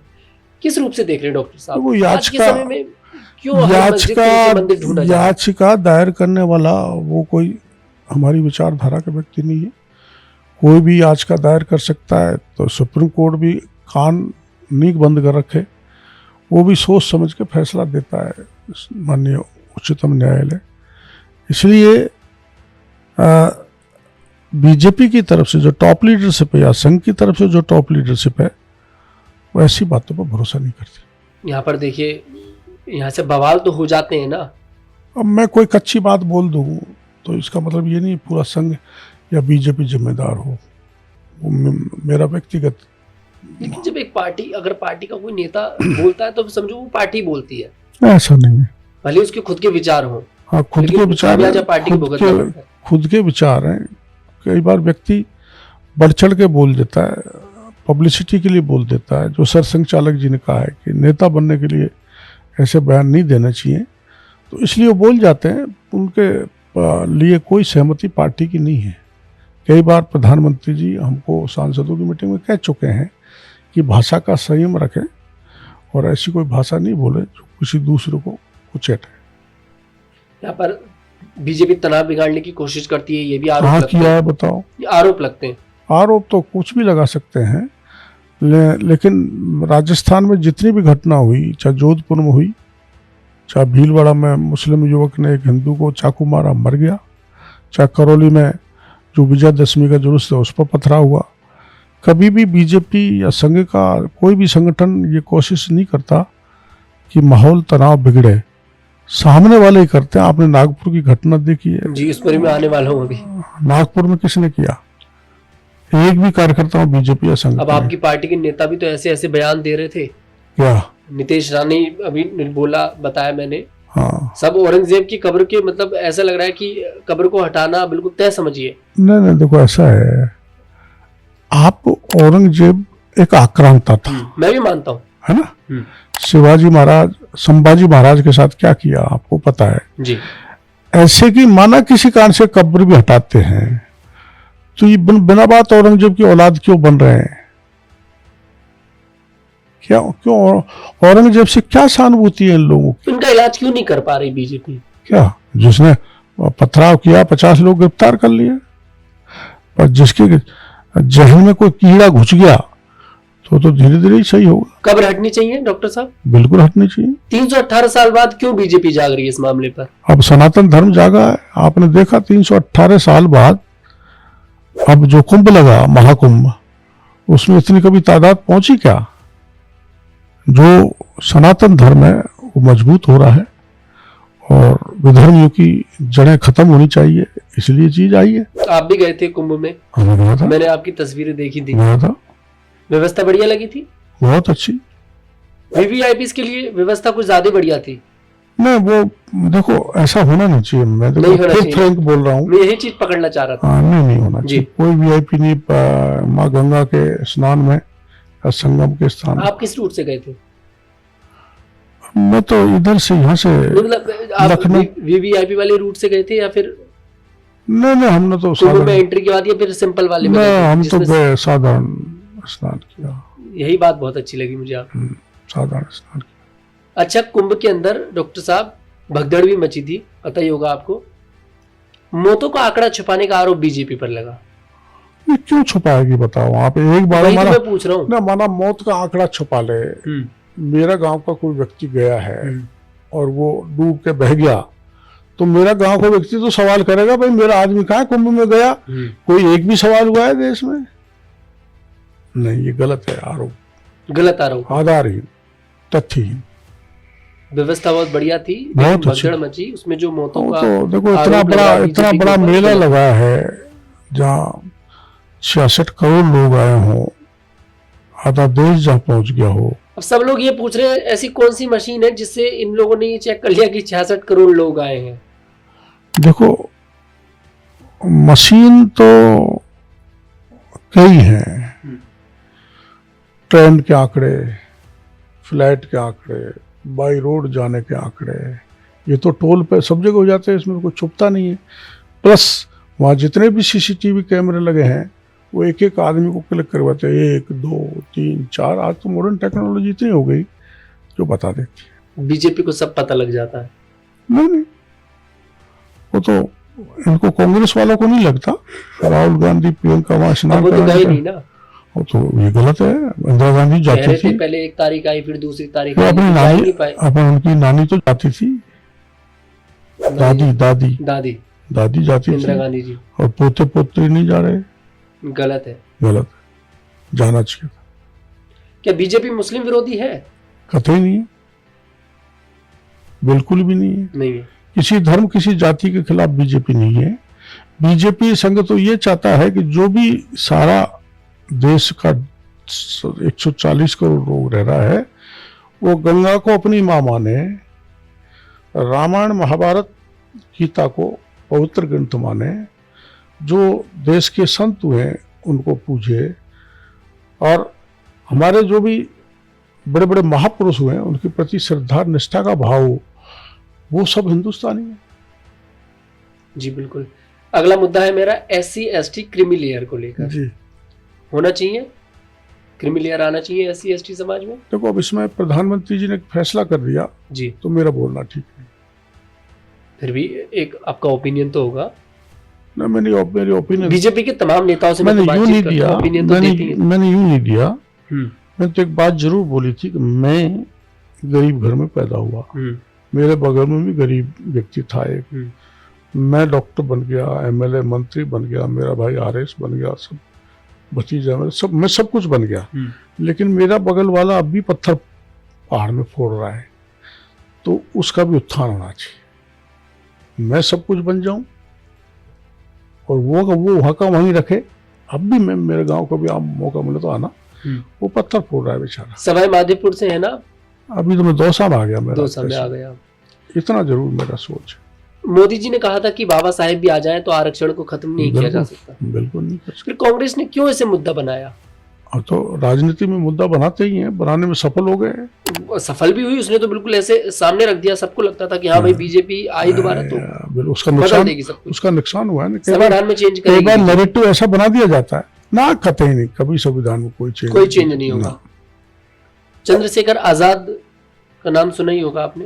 रावण, हाँ, अब उन्हें रावण के नाम से ज्यादा जाना जाता है। उनसे मैंने उनकी तमाम इंटरव्यूज देखे, पॉडकास्ट देखे, और जल्दी हमारा भी उनसे पॉडकास्ट होने वाला है। डॉक्टर साहब, उनसे एक पॉडकास्ट में सवाल पूछा गया कि आपका धर्म कौन सा है। वो भी दलित समाज से आते हैं, आपको पता ही होगा। उनसे सवाल पूछा गया कि आप कौन से धर्म से आते हैं, उन्होंने बहुत हिचकिचाहट, मतलब उन्होंने बोला ही नहीं कि मैं हिंदू धर्म से आता हूँ। क्या दलित समाज अपने आप को हिंदुओं से अलग मानता है? उनके क्वेश्चन, उनके उस पर है मेरा जवाब। मैं कतई नहीं मानता। मेरे गांव में दलित समाज के 100 घर हैं। सारी सामाजिक परंपराएं हमारे साथ मिलजुल के करते हैं और मंदिर में पूजा भी करते हैं और शादी ब्याह भी मिलकर करते हैं। तो कतई नहीं है ऐसा सोच दलितों का। वो भी सनातन में पूरा भरोसा करते हैं। रावण जो है वो बताते रहते हैं कि यहाँ पर दलितों के साथ गलत हुआ, यहाँ पर दलितों के साथ गलत नहीं, हुआ। बताना चाहिए तो उसमें कोई बुरी बात नहीं। दलितों के आज भी साथ दलितों पर अत्याचार होता है। मैं भी डॉक्टर साहब? बताता हूँ जहाँ दलितों पर डॉक्टर अत्याचार साहब, होता है अभी भी मैं गलत- लड़ाई भी लड़ता हूँ। अभी भी अत्याचार होता है दलितों पर? यत्र तक होता है। होता है। रुकना चाहिए। कैसे रुकेगा? है? कैसे रुकेगा? अब देखो कई बार क्या है कि पुराना जो लोगों का नेचर है कई जगह बदला नहीं है। उसके शिकार कई बार दलित भाई हो जाते हैं। जी दलित भाइयों को भी उनके साथ सबमिसिवनेस रखनी चाहिए। जी। इसके कारण ये ऐसी स्थिति बनती है। और जिस तरह से डॉक्टर साहब यहाँ पर हिंदुओं को, दलित और हिंदू, जैसे दलित जो है हिंदुओं में आते हैं, जो SC ST जितने भी हमारे धर्म में होते हैं, मैं भी हिंदू धर्म से हूँ, आप भी हिंदू धर्म से हैं। यहाँ पर जो SC ST होते हैं उनके थोड़ा सा ये पॉलिटिकल नेता जो होते हैं बांट देते हैं उनको। जैसे योगी जी ने भी बोला था, उत्तर प्रदेश में इस बार उपचुनाव थे तो उन्होंने भी नारा दिया था कि बटोगे तो कटोगे। ये तो सब जगह इस लागू पर क्या मानना है आपका? ये तो सब जगह लागू होता है। बटोगे तो कटोगे, ये जातियों में भी लागू होता है, ये धर्म में भी लागू होता है, ये व्यक्तियों में भी लागू होता है। माना मेरा समाज है, वो आपस में बटेगा तो हम कमजोर होंगे। माना मीणा समाज है उदाहरण के तौर पे, गुर्जर समाज है, जाट समाज है, बटेंगे तो हर तरह से कमजोर होंगे। यही करेंगे तो मजबूती रहेगी। मीणा समाज बटा? बढ़ जाता है कई बार। कौन बांट देता है? गुर्जर बढ़ जाते हैं, जाट बढ़ जाते हैं, उनसे समाज वीक होता है, कमजोर होता है। ज्यादातर तो पॉलिटिकल सिस्टम बांटता है अपने लाभ के लिए। कुछ रैपिड फायर क्वेश्चन होंगे डॉक्टर साहब आपसे मेरे, मैं ऑप्शन भी दूंगा, आपको कोई एक ऑप्शन चूज करना है। देश का अब तक का बेस्ट PM आप किसे मानते हैं? अटल बिहारी वाजपेयी, प्रधानमंत्री मोदी, या फिर डॉक्टर मनमोहन सिंह? मैं बेस्ट मोदी जी को। अब तक बेस्ट मोदी क्यों मानते हैं मोदी जी को? उन्होंने विश्व पटल पर भारत का नाम ऊंचा किया है और वो इस स्थिति में है कि जब यूक्रेन से 20,000 छात्रों को सुरक्षित निकाल के ला सकते हैं तो कोई और नहीं ला सकता था। मोदी जी थे जिनके मोरल प्रेशर इतना था कि वो सुरक्षित आ गए। मोदी जी के बाद पार्टी में प्रधानमंत्री पद का दावेदार आप किसे देखते हैं? वसुंधरा राजे, योगी आदित्यनाथ, या फिर अमित शाह? वो तो पार्टी सेंट्रल पार्लियामेंट बोर्ड तय करेगा। फिर भी कोई तो अंदाजा? मोदी जी को भी आप किसे पसंद करते हैं? सेंट्रल पार्लियामेंट बोर्ड ने मोदी जी को तय किया था, पता ही नहीं था। ऐसे ही कोई आएगा महापुरुष। पसंद भी तो करते होंगे आप किसी को, मैं तो आपकी पसंद जानना मैं चाहता मेरी विचारधारा को पसंद करता हूँ। हूं, जो आपकी विचारधारा पर काम करे। जो संघ की नहीं, मेरी संघ- विचारधारा, जो संघ की विचारधारा। संघ के साथ तो सभी तीनों ही जुड़े हुए हैं। हाँ तो ठीक है, जो लीडरशिप तय करेगी वही सबसे श्रेष्ठ PM होंगे। योगी जी और योगी जी कैसे लगते हैं आपको? खूब अच्छे लगते हैं, बढ़िया अच्छे, नेता? बिल्कुल एनर्जेटिक। बीजेपी के फायर ब्रांड नेता है वो? हाँ बिल्कुल है, इसमें क्या शक है। उनके बयान पसंद है आपको? बिल्कुल पसंद आते हैं। चलिए अगला क्वेश्चन कर लेता हूं मैं आपसे। राजस्थान का अब तक का बेस्ट मुख्यमंत्री आप किसे मानते हैं? भैरव सिंह शेखावत। कारण? कारण उनका चप्पे चप्पे पर जानकारी थी, इतना अच्छा प्रशासनिक अनुभव था और कभी उनके राज में दंगे नहीं हुए, भाईचारा बना रहा और राजस्थान का खूब विकास कराया। और सबसे पहला उन्होंने देश में अंत्योदय योजना चलाई, इसलिए पसंद करता हूँ। और सबसे बेकार मुख्यमंत्री किसे मानते हैं राजस्थान का? नहीं, सभी ठीक है, बेकार कोई नहीं है, पर Bhairav Singh ji was the extraordinary और उनके बाद में थी तो वसुंधरा जी थी। और यहाँ पर अगला सवाल मेरा है, भजनलाल शर्मा और वसुंधरा राजे, इन दोनों में से बेहतर किसे मानते हैं? वसुंधरा जी एक विजनरी मुख्यमंत्री थी, बेहतर मानते हो। एक्स्ट्राऑर्डिनरी प्रशासनिक क्षमताएं। भजनलाल शर्मा भी पके हुए नहीं है। अभी रमा होने में टाइम लगेगा। जी। देश का सबसे बड़ा नायक कौन है आपकी नजर में? वीर सावरकर या फिर अशफाक उल्लाह खान? वीर सावरकर। कारण? जो यात्राएं सहन की देश की आजादी के लिए। कांग्रेस तो बहुत गलत गलत बोलती है इनके बारे में। कांग्रेस ने कब देशभक्तों का सम्मान किया? बेहतर राजनेता किसे मानते हैं आप? सचिन पायलट या फिर अशोक गहलोत? कांग्रेस वाले में बेहतरीन लीडरशिप है नहीं।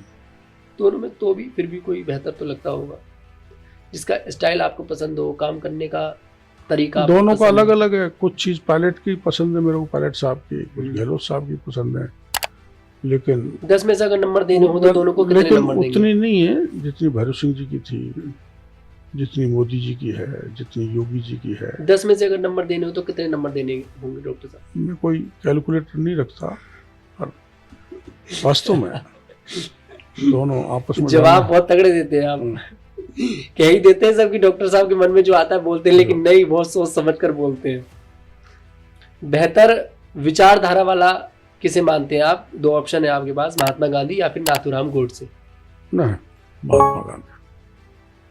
नाथूराम गोडसे को यहाँ पर बीजेपी जो कांग्रेस है, बीजेपी आपके ऊपर यह आरोप लगाती है कि नाथूराम गोडसे, नहीं वो लगाती है। आतंकवादी मानते हैं नाथूराम गोडसे को आप? नहीं आतंकवादी, वो भी देशभक्त है।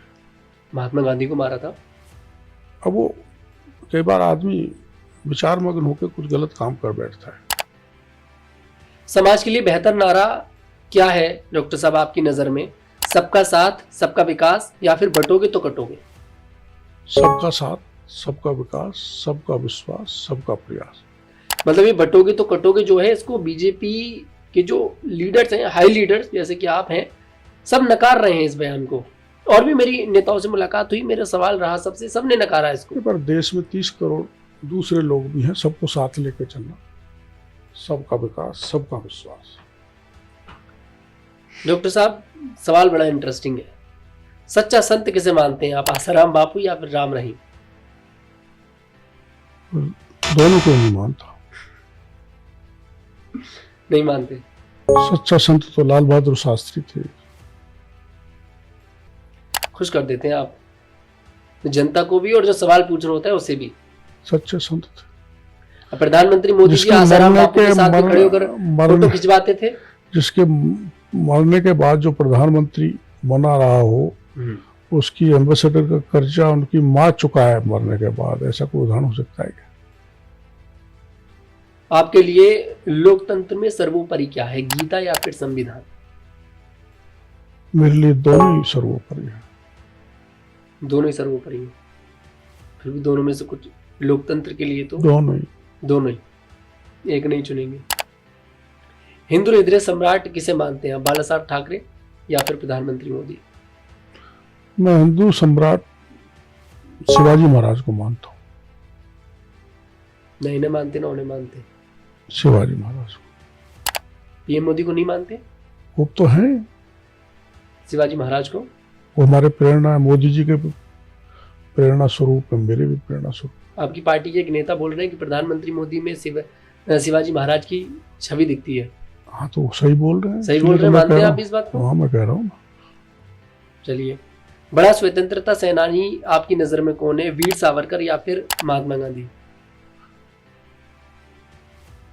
बड़ा स्वतंत्रता सेनानी किसे मानते हैं, बड़ा वीर सावरकर या फिर महात्मा गांधी?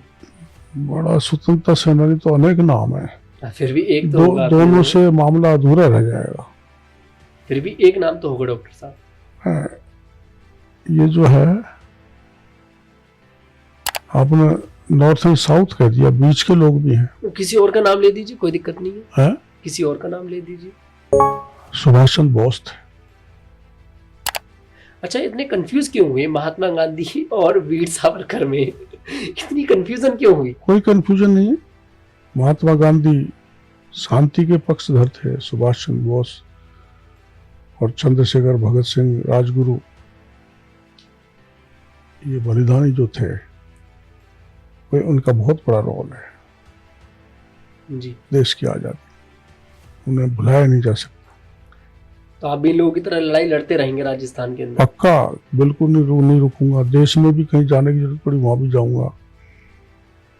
कहीं भी जाने की जरूरत पड़े, कहीं भी अन्याय हो रहा हो, डिस्क्रिमिनेशन हो रहा हो, किसी को दबाया जा रहा हो, मैं कहीं भी जाने के लिए तैयार हूं। मन में कभी कभी मैं ख्याल आता? मध्य प्रदेश में गया था एक डकैत का सफाया करने के लिए, उसने 4 लोग उड़ा दिए थे, तो इसलिए मैं दमन और शोषण के खिलाफ हूं। मन में कभी कभी ख्याल आता है कि अपनी अलग पार्टी बना लूं? ना कतई नहीं आता, ना पहले आता था। वो तो मजबूरी में राजनीति में जिंदा रहने के लिए वो करना पड़ा। वो तब अलग चुनाव लड़ना पड़ा निर्दलीय, हाँ और फिर अपना हाँ। सत्ता पक्ष की तरफ चले गए, कांग्रेस को समर्थन दे दिया। गलती मानते हो वैसे उसे?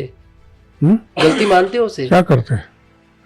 हम 77 पे थे, वो 97 पर थे, वो भी 97 हो जाते तो हम बीजेपी को देते, जिसकी पूरी संख्या नहीं हो पा रही थी, इसलिए डॉक्टर साहब, दोस्त तो आप बड़े सच्चे हो। हाँ। मोदी जी ने भले ही आपका साथ छोड़ा हो, लेकिन आपने मोदी जी, कब छोड़ा? अभी भी आप फिर से बोल रहे हो कि अगर बीजेपी वहां पर होती नंबरों पर, मेरे देने से अगर सरकार बन गई होती तो मैं बनवा देता। हाँ बिल्कुल, मैं तो कह देता। कोई लाग लपेट नहीं रखा, पर तो सीधे बोलते हैं जी। बोलना भी चाहिए स्वभाव में, अब इसके कई बार नुकसान भी हो जाते हैं। बहुत बहुत धन्यवाद डॉक्टर साहब आपका। और हमारे साथ देखिए डॉक्टर करोड़ीलाल मीणा जी थे, राजस्थान सरकार में कृषि मंत्री हैं। तमाम सवालों के इन्होंने हमें यहाँ पर देखिए जवाब दिए हैं। आपको हमारा ये पॉडकास्ट कैसा लगा कमेंट सेक्शन में जरूर बताइएगा।